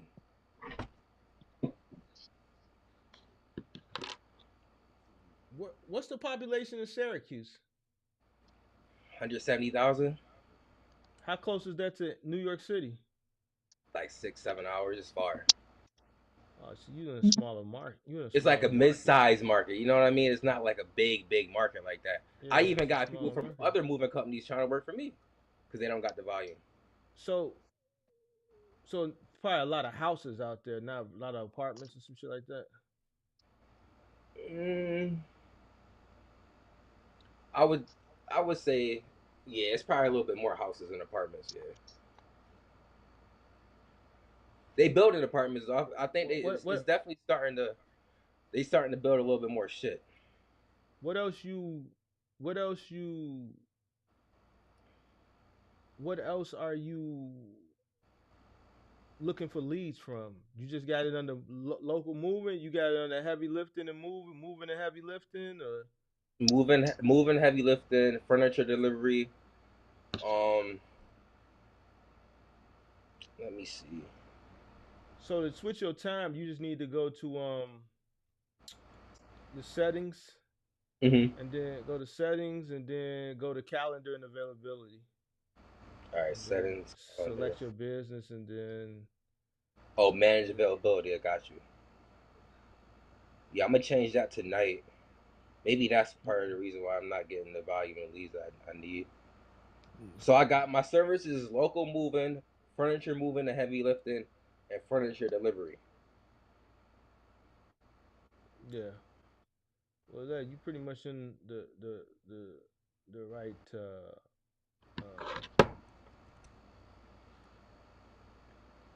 I don't know. category. I don't know if it's just market or what. I think, man, your market. Does mean you ain't really in a, you're not really in a big market. So, and if it's a lot of houses out there, people that live in houses, they don't move often. If you're in a bigger market with a lot of apartments and shit, high rises and apartments and shit like that, then yeah, you're gonna have a lot more volume. So, so you need to look into more long distance opportunities. I wouldn't look into them on thumbtack because those leads are pretty expensive, but you want to try to find a way to market yourself in other places. Those long distance moves are come in handy too. You'll make a lot of money on them long distance moves. And I got another question about this, about the price for, because I'm unlicensed. So let me know if I overdid the price or if I undercutted the price. So the customer, she had a king size bed, dresser, 2 end tables, kitchen table, deep freezer, washer and dryer, and I told her 350. Why'd you give her a flat rate? We had this conversation. I thought I've told people don't do flat rates. Why would you give somebody a flat rate? I gave her a flat rate just because I thought she wasn't gonna go for it. She didn't even go for the 350. She said it was too much. So my 3 hour rate. Why would you give her a flat rate? I want to know why. I was trying to lock the job down. I was trying to get it done, get that money. So and I knew she wasn't gonna go for 375. So what if you would have got there and it would have been a long carry and it would have ended up taking you more time? If it was obstacles on the pickup and obstacles on the drop off, then what? Learn my lesson. I would have just had to eat it and just get the little bit of money I could have got. So why give a person a flat rate for moving? Really, because I was trying to lock it in. She even said 350 was too much for her. Well, then so here's the obviously thing. I undercut it, right? Never give a flat rate for moving unless it's a delivery, 1 or 2 items. Okay. Just you're gonna screw yourself. And 2, if she thought it was too much money, then move on. That's what I did. I was just wondering if I was charging too much. You moving a washer and a dryer and what else? Washer, dryer, dresser, 2 end tables, kitchen table, and deep freezer, and king size bed. That's a move, bro. A king size bed, a washer and a dryer, a deep freezer. Like that's $350. Those crackhead prices. Yeah, exactly. That's what I'm saying. They still not going So, for it. I don't know well, if why? nobody. Because you giving crackhead prices. So if you want to give a crackhead price, if you a crackhead and you giving crack, and I'm not saying you're a crackhead, but if you giving me crackhead prices, I'm gonna treat you like a crackhead. Facts. I was in a barbershop. Dude came in there with some tire shine last week, and he said, "Man, seven." What he say? He had two bottles. He had some tire shine, and he had some other shit. He said 2 for 15. I went straight on my phone and saw the tire shine was $6.98. I said, "Bro, this shit only $6.98 at Walmart. Man, I give you $5 for this shit." Man, nah, man, I ain't. You know what he did before he left? Good. He gave it to me for $5. You think I'm gonna give you more than what Walmart is charging me for? I'm gonna Jew you down because you a crackhead. You stole this shit. I'm not gonna give you more than what Walmart is charging. I'm not even gonna give you a Walmart. So if you give me a crackhead price, I'm gonna treat you like a crackhead. I'm gonna Jew you down. No, it's not much. You thirsty. You giving me a thirsty price. So this goes back to leverage. Where's the guy that was in here earlier? See, this is the leverage. I see that you thirsty. You fucked up for some reason, that you're fucked up to the point where you're willing to do all this work for a little bit of nothing. So let me see how far I can take you. She said that shit was too much for her though. That's the thing. Well, I'm gonna tell you that too if I want you to come down. Oh man, that's too high, man. I'll give you $250. Yeah, that shit. I'm definitely not going down. Well, but I wouldn't know that until I try. She didn't even try it. She read it and just says too much. There you have it. So I wouldn't want to deal with that anyway. I'm not. Listen, like you can't take every single job. Those jobs where you cheating yourself, them gonna be the jobs where something gonna go wrong and it's gonna end up costing you in the long run. Facts. So yeah, that was my question. Like, so obviously I was undercutting it, even being unlicensed. Here's the thing, bro. Like, listen, bro. You can't charge nobody no flat rate for moving. You're gonna lose. This goes back to what I was talking about: knowing your price, knowing what it's costing you to operate your business. Mm-hmm. $350 to move a washer, a dryer, a deep freezer, a king size mattress, and it probably was a bed frame to go with it. The time, the disassembly, the wrapping of a king size mattress, the washer and dryer, unhooking the hoses, maneuvering that shit out, maneuvering that shit in. All that shit is work. And then the liability that's just listen, no, if the risk ain't worth the reward, why do it, bro? You still liable for these people's shit, not damaging it. So why are you gonna charge crackhead prices? So what would you? So you would have done the 3 hour minimum 125 hourly. This is what it is. If they don't want it, then find somebody else. Bet. Why am I on $350? What the hell? Shit, that's what I was saying, man. What you mean? That's what you was saying. You gave it a price. I was saying that's cheap. So why would you? So why would you go that cheap? Trying to get these jobs booked up. Man, listen, you tweaking, bro. Cause this is my thinking. I'm thinking it probably take about 2 hours to get it done. Cause I seen the house, it was pretty close. Pay my due $60 for the 2 hours, and I'm pocketing the $290. That's my thinking. What about all the other costs? Gas. You not wrapping they shit? Wrap. The wrap is only $15 for a whole stick. Probably $7 for the wrap. So probably after expenses like $250. Yeah, I don't know. That's my thinking though. Yeah, I wouldn't think like that because it's always the jobs where you get a flat rate where you run into an obstacle. What if you gotta walk the shit half a block? Now that's taking up more time. I looked at the house and everything. Okay. But shit changes. That's a fact. It could look like that the day you look at it, but then she want to move June 1st, and it's 3 other people moving, let's say, out of that building. And all y'all trying to fight over the elevator. Or you moving into a storage facility and it's the first of the month and you got a bunch of people moving in and out of storage. Everybody loading up the elevator. Now you got to wait. And when they come down, you got a bunch of shit sitting by the elevator, but you got to wait for them to unload all their shit. And you know, at the storage facilities, you can't lock the elevators off. Yeah, it was a house to house though. I hear what you're saying, but the moment you start accepting that shit, you get comfortable accepting that shit, and then it's gonna come the time where you shouldn't accept it, but because you've been accepting it, you comfortable accepting this shit, and then there's gonna be that time that you get stuck. Okay. You know, so it is what it is. If you ran a restaurant and you charge $1 for hamburgers, if somebody came in and you got $1 for hamburger up there on the damn menu, and they tell you, "Oh well, that's too much. I only want to pay 50 cents for it," like it's a White Castle burgers or some shit like that, you gonna give it to them for 50 cents? Hell no. All right. So why would you do that? What do you value your time for? What do you value your time for? My thinking, I thought I was gonna get it done 2 hours, make a quick 125. You can't think that. You don't know when you're gonna get it done. It's a move. You don't know what to expect until you start it. Anything can happen. You can check this out. I can give you a scenario. You move her out. You don't know she didn't get the key for the new place. She planned on getting the key from the property management when she got to the new place. She go to the property management, they out for lunch. Now you sitting there for an hour. See, there's a lot of scenarios that you don't know because you ain't did this long enough. Oh no, that's we've moved people. I've had crews call me, done loaded the people on the truck and got to the drop off and there wasn't no drop off. Or got to the drop off and the person didn't go through the lease process yet.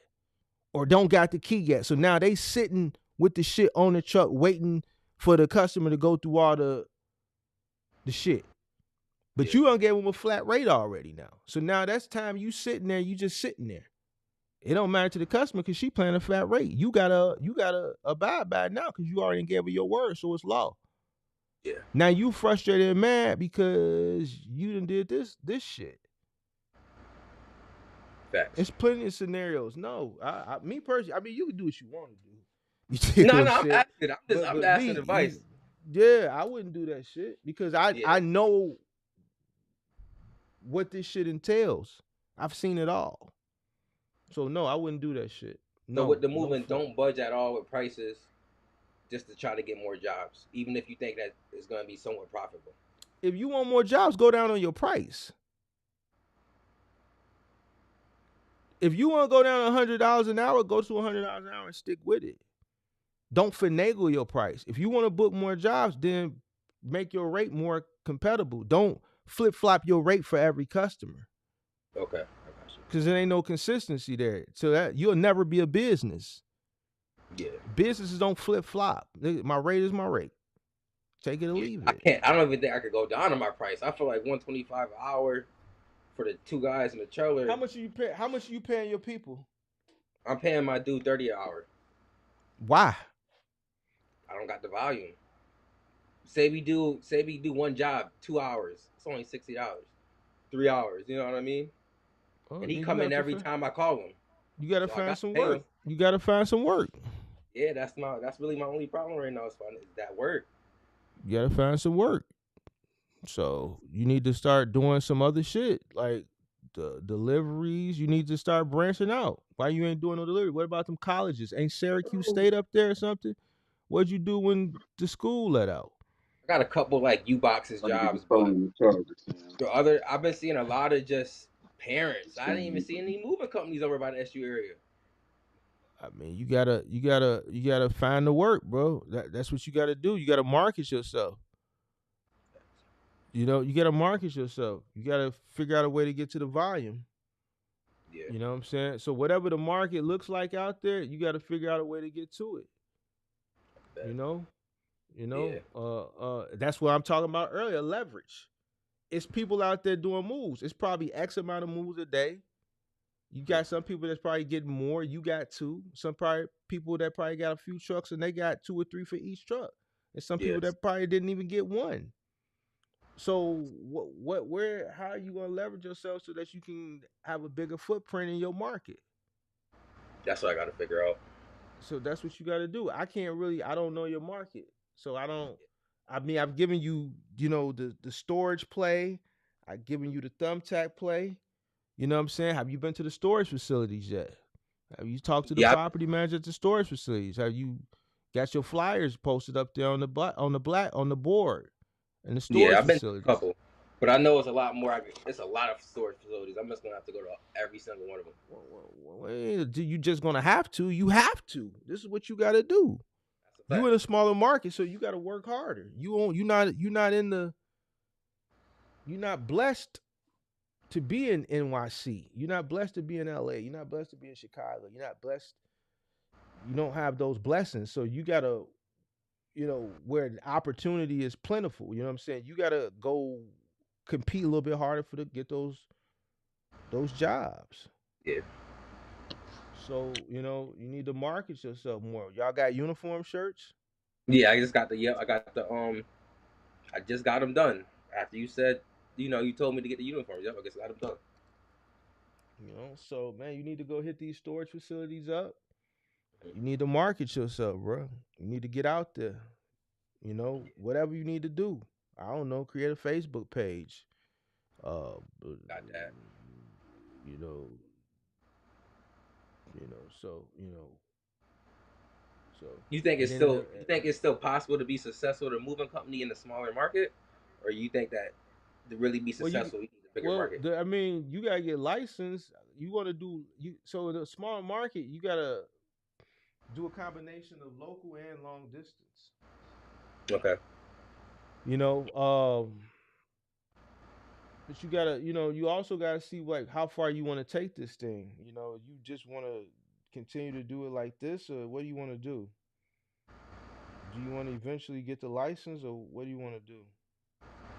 I want to. I know the money's there with the jobs, so I'm thinking I eventually want to get the license, but I need to get more volume before I get the license. You know what I mean? I need to have more jobs weekly, kind of thing. But I know the money's obviously the money's in moving. Hmm? Well, you need to figure out how you gonna market yourself so that you can get more opportunities. Or, But also, you need to do that market analysis as far as your business plan to see what the household, mean and median is. How many houses are out there versus apartment buildings? okay. Have you done your competitive analysis yet? What are these other people on Thumbtack charging? What are the license companies charging? Yeah, I done that. So what is 2 men in the truck charging out there? Let me see my notes real quick. I got this just going down.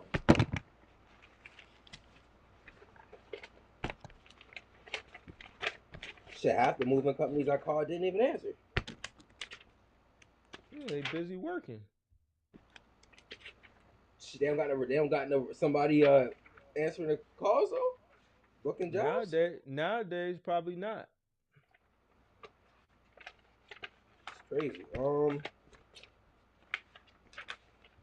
I don't know exactly what they charge off the top of my head. I know I had it in my notes somewhere. A company like 2 men in the truck, you supposed to know what they charging at all times. I want to say they was charging upwards of 200 plus.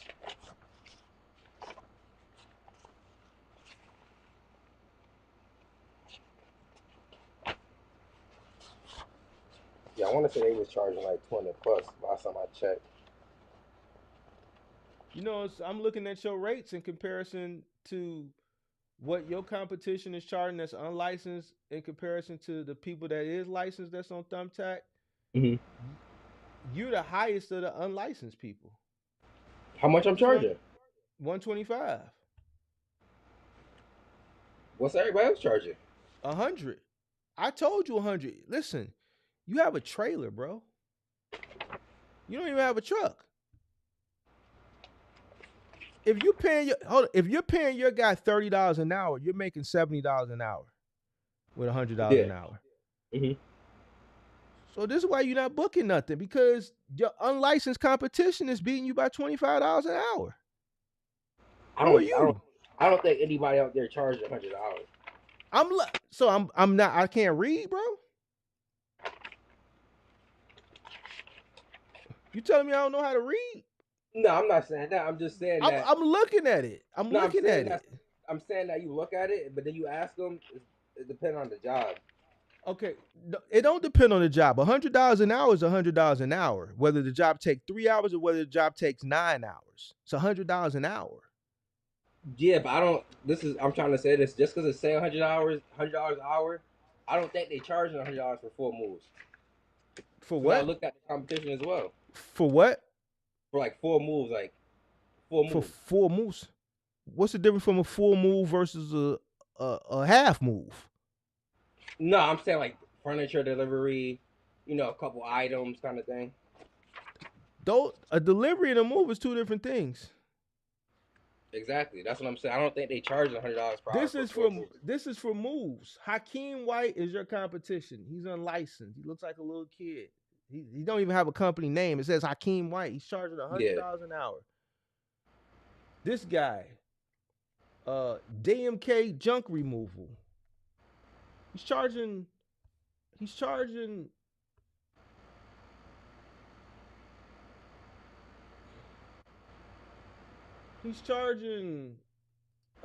an hour. This guy has his face there, bro. That's his face.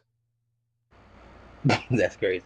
Yeah, I think my should say 90 on the No, it don't. Your joint say 125, bro. Your joint say 125, bro. Let me see. Find that shit. Hold on. Damn, I just had this shit. Oh yeah, it do say 125. But then you got 165 for unlicensed mover. Those are licensed companies, bro. Nah, they not. I know this dude personally. Who? First class moving and removal. Let's see. I don't know if you can see that.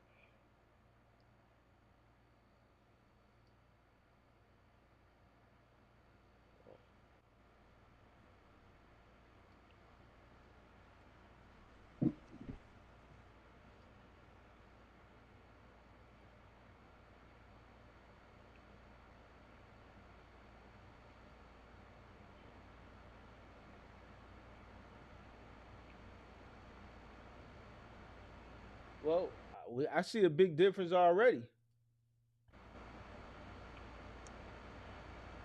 Then you got, if you go down, you got the 235 an hour for we get it done movers.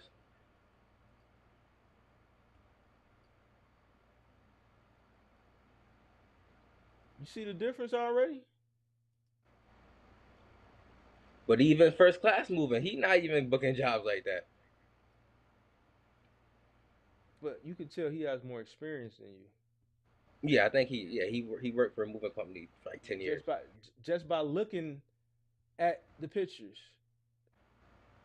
and me knowing the business, I could tell he knows what he's doing. He has experience. From the materials he's using, he has runners down there.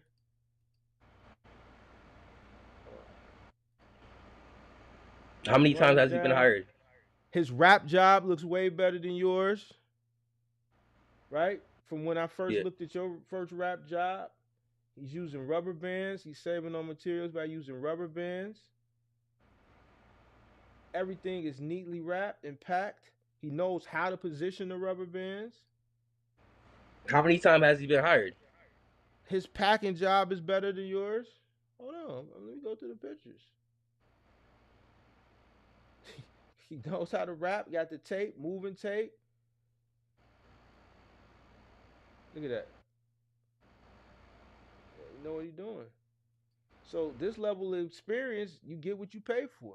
Can you do this? You know how to break this down and put it back together? Keep it funky. You know how to break this down and put it back together? Off the top of my head, no, but I feel like I probably can figure it out. Exactly. So with this thing, this is a cable machine. Yeah. If you don't know how to deal with these cables, then you should stay away from it.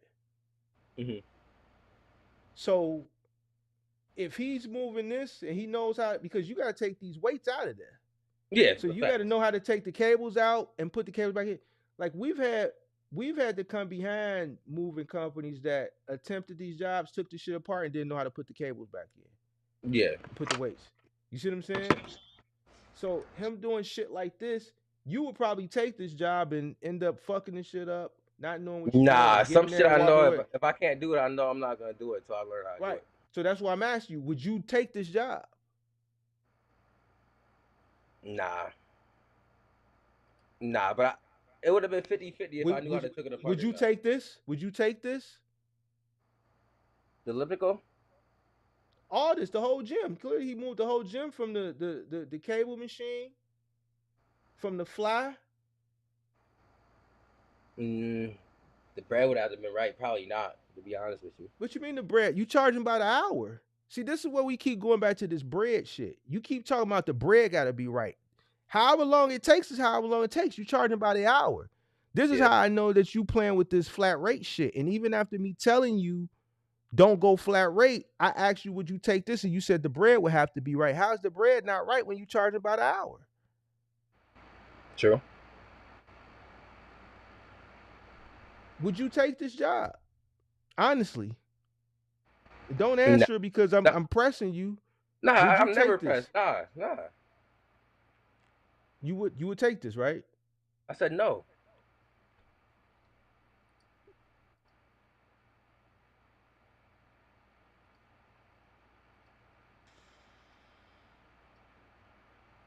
This is why he's charging what he's charging, bro. How many jobs has he done? You got 13 reviews. Only hired 9 times? That don't but see, here's the thing. This don't mean he's not done more moves. My shit has a number, and we've done way more moves that we didn't get reviews on, and that Yeah, all you people gotta do is didn't. hit complete it or not. But If here's you the don't hit thing. complete, they not gonna count it. That's fine. But also the people, not everybody leaves reviews. I literally got a review 2 or 3 days ago on Thumbtack for a job that was done in 2021. Oh yeah, I'm not talking about the reviews. I'm So talking about hired, the amount of times he's hired at Thumbtack. so you figure he got more experience, bro. We get it done movers. 170 an 235. hour. Say 170. Okay. I don't know So where let's you look see at their photos. 235 at.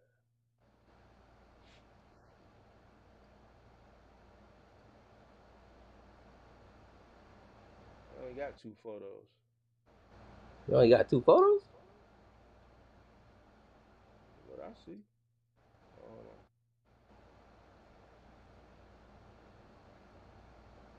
on. I don't like the way they packing.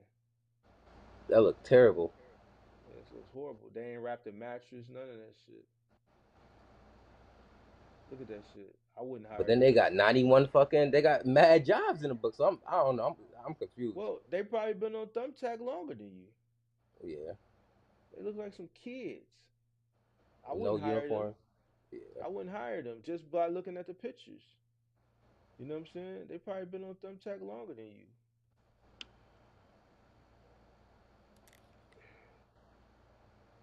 It say 91 reviews, but I only see. I only see 2 pages worth.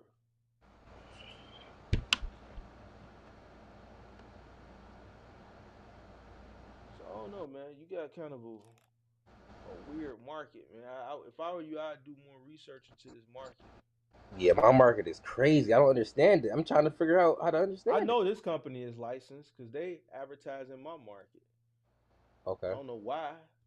I never heard of that company before. Yeah, it's some Polish guys.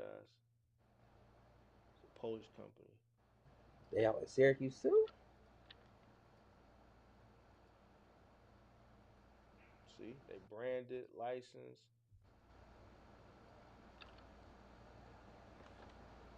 They don't even get a price. It's probably really, really high. Yeah.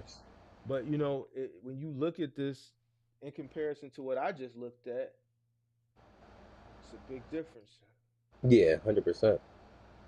So, you know, you get what you pay for. Yeah, man, my market is fucking weird, yo. That's what I'm realizing. You get what you pay for. So you think I should bring that 125 down to 100?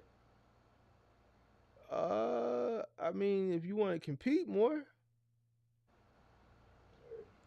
I mean, you gotta do what's best for you in your market, bro. You gotta Yeah. be competitive, you know. So I mean, shit. I mean, if I were you looking at what I just looked at, yeah, I would probably go down.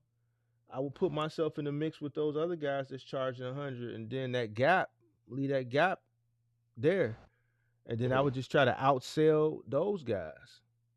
Okay. Technically, you got plenty of room. Like you can't be greedy. Beggars can't be choosers. You could really go for two guys. You could go down. You paying your guy 30. You could go down to 90. You making 60 an hour. If it's you and him, you making 60 an hour. Like what? Like why do you feel like you deserve? Why you feel like you deserve $95 an hour? Because everybody was charging 165. No, but what does that everybody else got to do with you? Because See, you just this said this don't do goes. crackhead See, prices though. see, You see. just said don't Here's do the thing. crackhead See, prices. this is where no. See, this is where you misconstruing that. You did a crackhead price because you did a flat rate. Yeah. Me looking at that, I would go down to $90 an hour, and I kill. You know why? Because I'm making $60 an hour, Mm-hmm. and my volume is gonna go up. This is why you only got two jobs and no jobs tomorrow, and fews and picks and twos and fews here and there. Yeah. You got two kids up here. One got his name and shit like that, and they charging $100 an hour. You mean to tell me the only difference of me increasing my jobs is $10 an hour? You basically want to pay yourself $95 an hour, and to me, right there, you're not worth $95 an hour. And I'm keeping it a buck with you. So Okay. if it was me and I was in your market, Mm-hmm.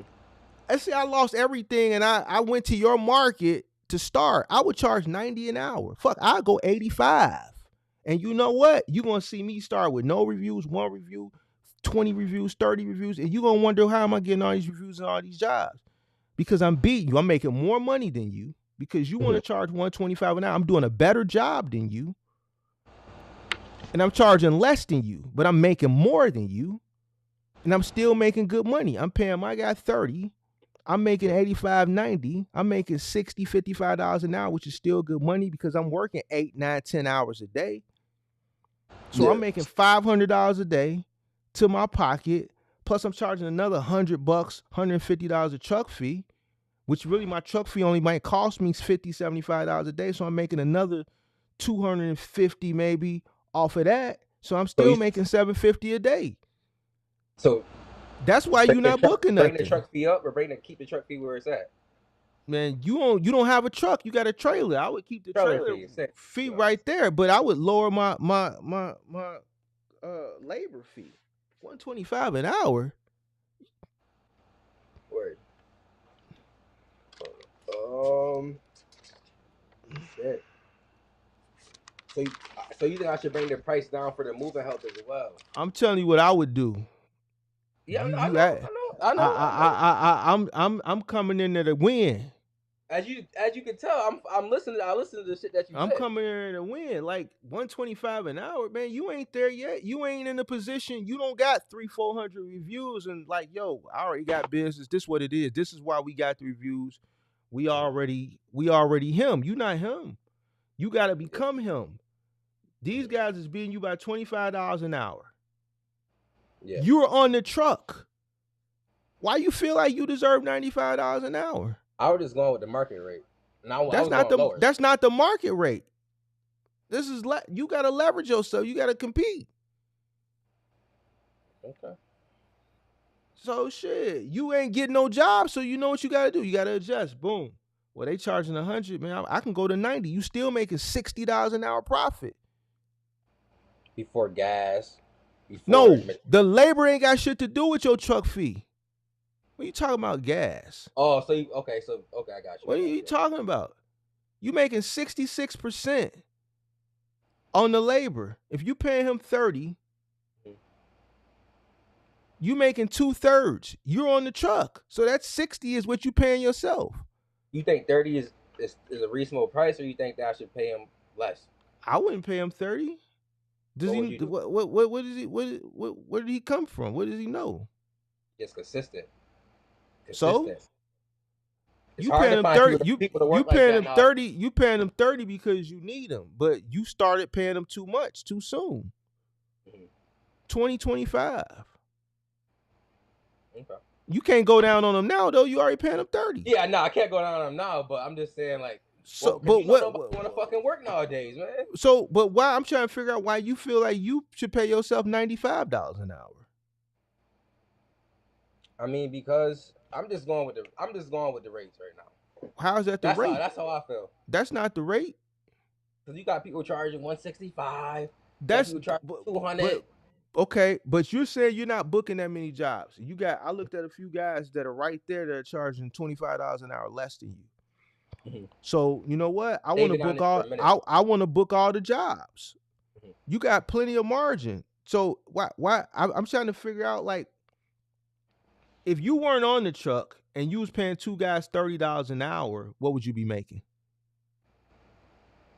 At the price I'm right now, 65 off the labor per hour. So what's the difference of you being on the truck and being off the truck? If you wasn't on the truck, you wouldn't be making $95 an hour. If I wasn't on it, yeah. If I wasn't, I wouldn't. Yeah, that's a fact. I would. So what's the problem? Ain't no problem. It's no problem. I'm just trying to, get some advice. Yeah, if I was out there, I would beat all y'all. Okay. Yeah, you know why? Because shit, I'm gonna be on the truck. What? Oh, I'm sorry, 85, 90. I'm gonna try 90 at first. Pay my guy. I'll pay my guy what you paying your guy. I'm gonna make $60 an hour to the pocket. If I do 3 jobs, and each job is 3 hours, it's $540 plus my truck costs. Plus the truck fee, yeah. So now that's the difference of you making $600 gross, and I took home $500 net to my pocket as an employee pay to myself, plus the profit that I made in my truck fees minus my costs. All right, so I'm gonna bring it down and see where that get me. So at what point, even though it doesn't really matter because it's in the future, at what point would you say that I will be able to raise it? When I get more booked? Why are you worried about raising it? Why are you worried about raising it? I said that's in the future. I said it don't really matter. See, man, this is what I'm talking about, man. This is what I'm talking about. What you mean? This is what I'm talking about. Why you want to raise it so bad? I'm saying at what point, like, do I have to be fully booked? A certain amount of reviews, like, just thinking about the future.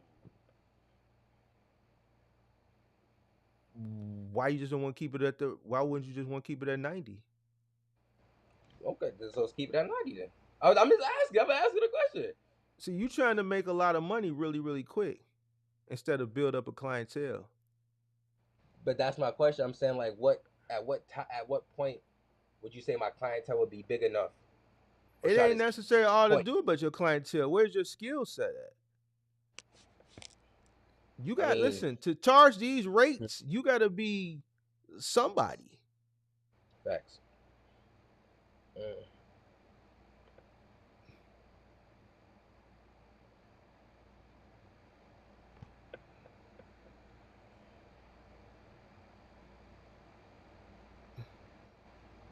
Would you rather have enough jobs coming in at $90 an hour where you can run another truck, or would you rather go back up to $125 an hour and take the little twos and fews that you get now?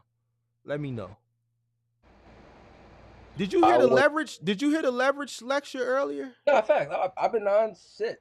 Okay, so leverage yourself. Mm-hmm. Okay, I'm gonna give that a try. Cause I'm gonna come undercut you. I want you to keep making that 95 an hour, taking them 1 and 2 jobs here and there. I'm gonna take the 60. Cause guess what? ain't a lot of people ain't out here making $60 an hour. And if I can work 10 hours a day and make $600 a day, it's people that's working all week to make $600. So you keep taking that 1 and 2 for 3 hours and making that little 240. I'm gonna make this 6 plus my truck fees because I'm gonna beat you and I'm gonna get all the jobs. All right? Because I'm making 2/3 of the labor cost because I'm on the truck.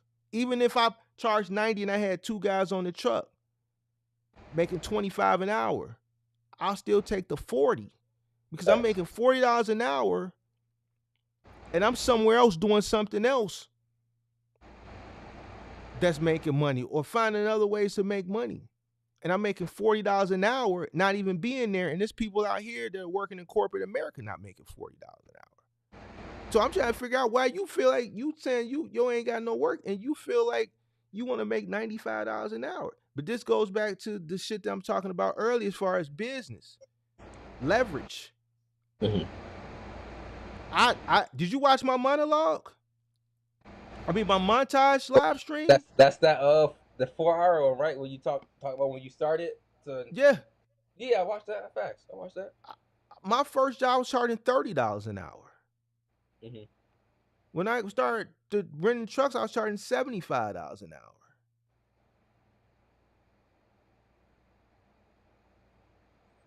Okay. So I got you. So I'm making more money, but I'm still making a lot of money. $60 an hour is a lot of money. Facts. That's the difference of you getting these 2 little jobs that you had today and you probably just getting home right now. But granted, on the first of the month, like literally getting home right now. Yeah. Like this June 1st. Yeah, but granted, when I was doing the 125, I wasn't even doing the truck fee. I just added the truck fee in after talking to you a couple weeks ago. Well, that's still, so lower the price but keep the truck fee. Yeah. Gotcha. That's what I would do. I'm not gonna. Because I was doing 125 per hour, no truck fee, so it was a little bit. You know what I mean? It was a little bit cheaper. Listen, man. I'm looking at guys charge 100, bro. You charging 125, and then it's a big leap to 165 and all this other shit. Like then 200. Yep. So, I would go down. Go down to 100 and just try to dominate that market. I would go down to about 90. Oh, 90? Yeah. Okay. I would go down to 90. I mean, you're not even in a big market. Yes. Yeah, that's a fact. You're not even in a big market, bro. That's a fact. You're not even in a big market. Let me show you something.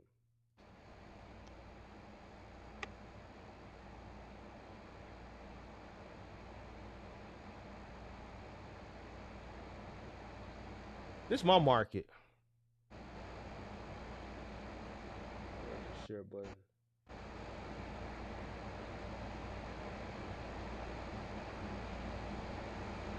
Oh, wrong button. Hold on. Where is it?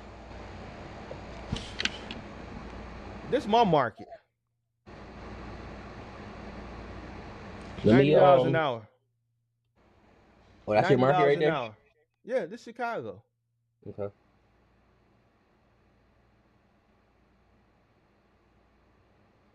$150. Look at him. He coming in on some greedy shit. These some he got the thing strapped to his back. These some migrants. But see, this is what you competing against. Yeah. Yeah, boy. Like, this ain't listen, this your competition. Well, this will be the competition here. Yeah. They coming in, they not playing. They carrying shit on their back. These migrants, boy.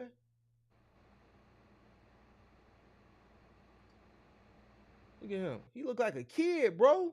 Yeah, that's crazy. Hey, but this is what's going on out here. For 150 an hour, they got a kid. Hey, man, listen here, bro. This is what it is. 98 an hour, 75 an hour. You see how? Listen, how many jobs? Listen, fam. Listen. How you charging 125 in that little bitty market? You see what the competition like here? Yeah. In this big ass market with the cost of living and all that shit. You Mhm. talking about a market with 3 million people versus your market with 100,000 people. Yeah. All right, so 75 an hour, bro. Now Goldens is a licensed moving company here. They can charge 140 an hour. And guess what? They knew the thumbtack. They just had to get the thumbtack because they had a walkout and all they people lobby for a union. So they unionized now. So they had to sell off. They had like over 40 trucks. They had to sell off all their trucks and shit. They had to reduce down to a smaller company because they workers voted to go union. They were never on thumbtack. They didn't have to be. So it's like they starting all over again. But this is a licensed company. 75 an hour. Look, And bro, also, thumbtack takes a percentage of the bread. That's why it was kind of a little bit higher too. no, thumbtack is a lead generating service. They don't take a Yeah. percentage. They charge you for a lead up front. Yeah, that's what I meant. That's not a percentage. Yeah, No, you're wrong paying wording, but for a lead. they charge you for the So shit. they charge you for the lead. They putting you in front Yeah. of customers. It's your job to book. So if I'm showing you this in my market,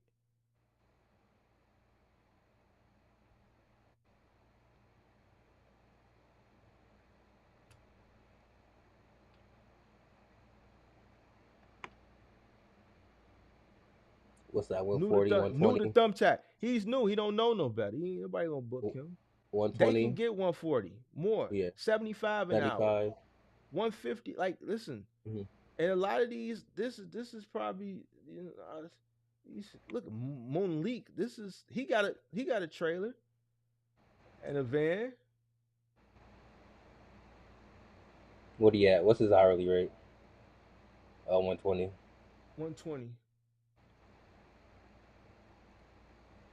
Shit, my shit about to die.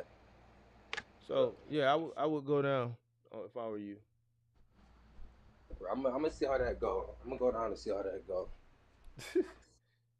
See how it go, huh? What you mean? How's that funny? Man, how old are you, bro? How old are you? 27. Man, y'all young cats, man. Y'all gonna learn the hard way, man. What you mean? Y'all just want that quick. Just listen to you talk. Like, I'm giving you answers, man. When can I go back up? Like, never. You might not never go back up. What you talking about? It was a question.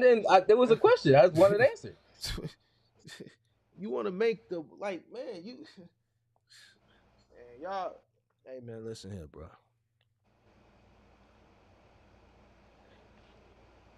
Y'all cats, y'all young cats, man. Y'all look at this guy. $90 an hour, 800 reviews, 1,242 hires, $90 an hour. 4.9 licensed pro. He's licensed. This is a licensed company. Keep it up, movers. Licensed. That's moving. This is moving, bro. Licensed.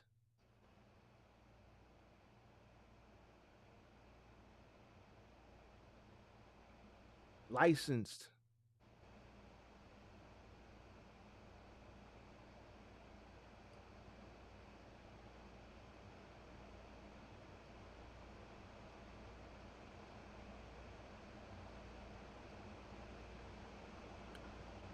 Hey man.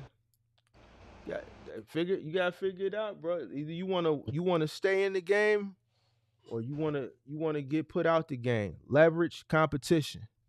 Right. Bet. Keep your costs low. Get in, you charging too much. Okay. Charging way too much, bro. Word. So, I'm about to switch that. Shit. What other questions I got, man? What time is it out in Chicago right now?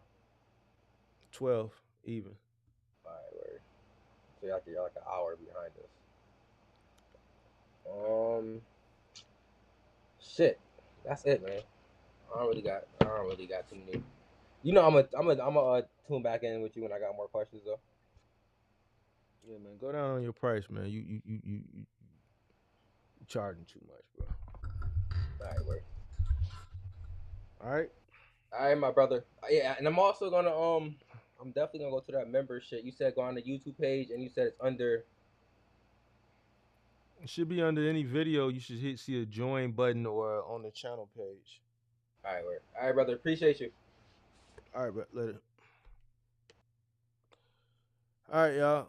Appreciate everybody for tuning in. If you came in late, make sure you go watch the replay. Until next time, I'm out. Peace.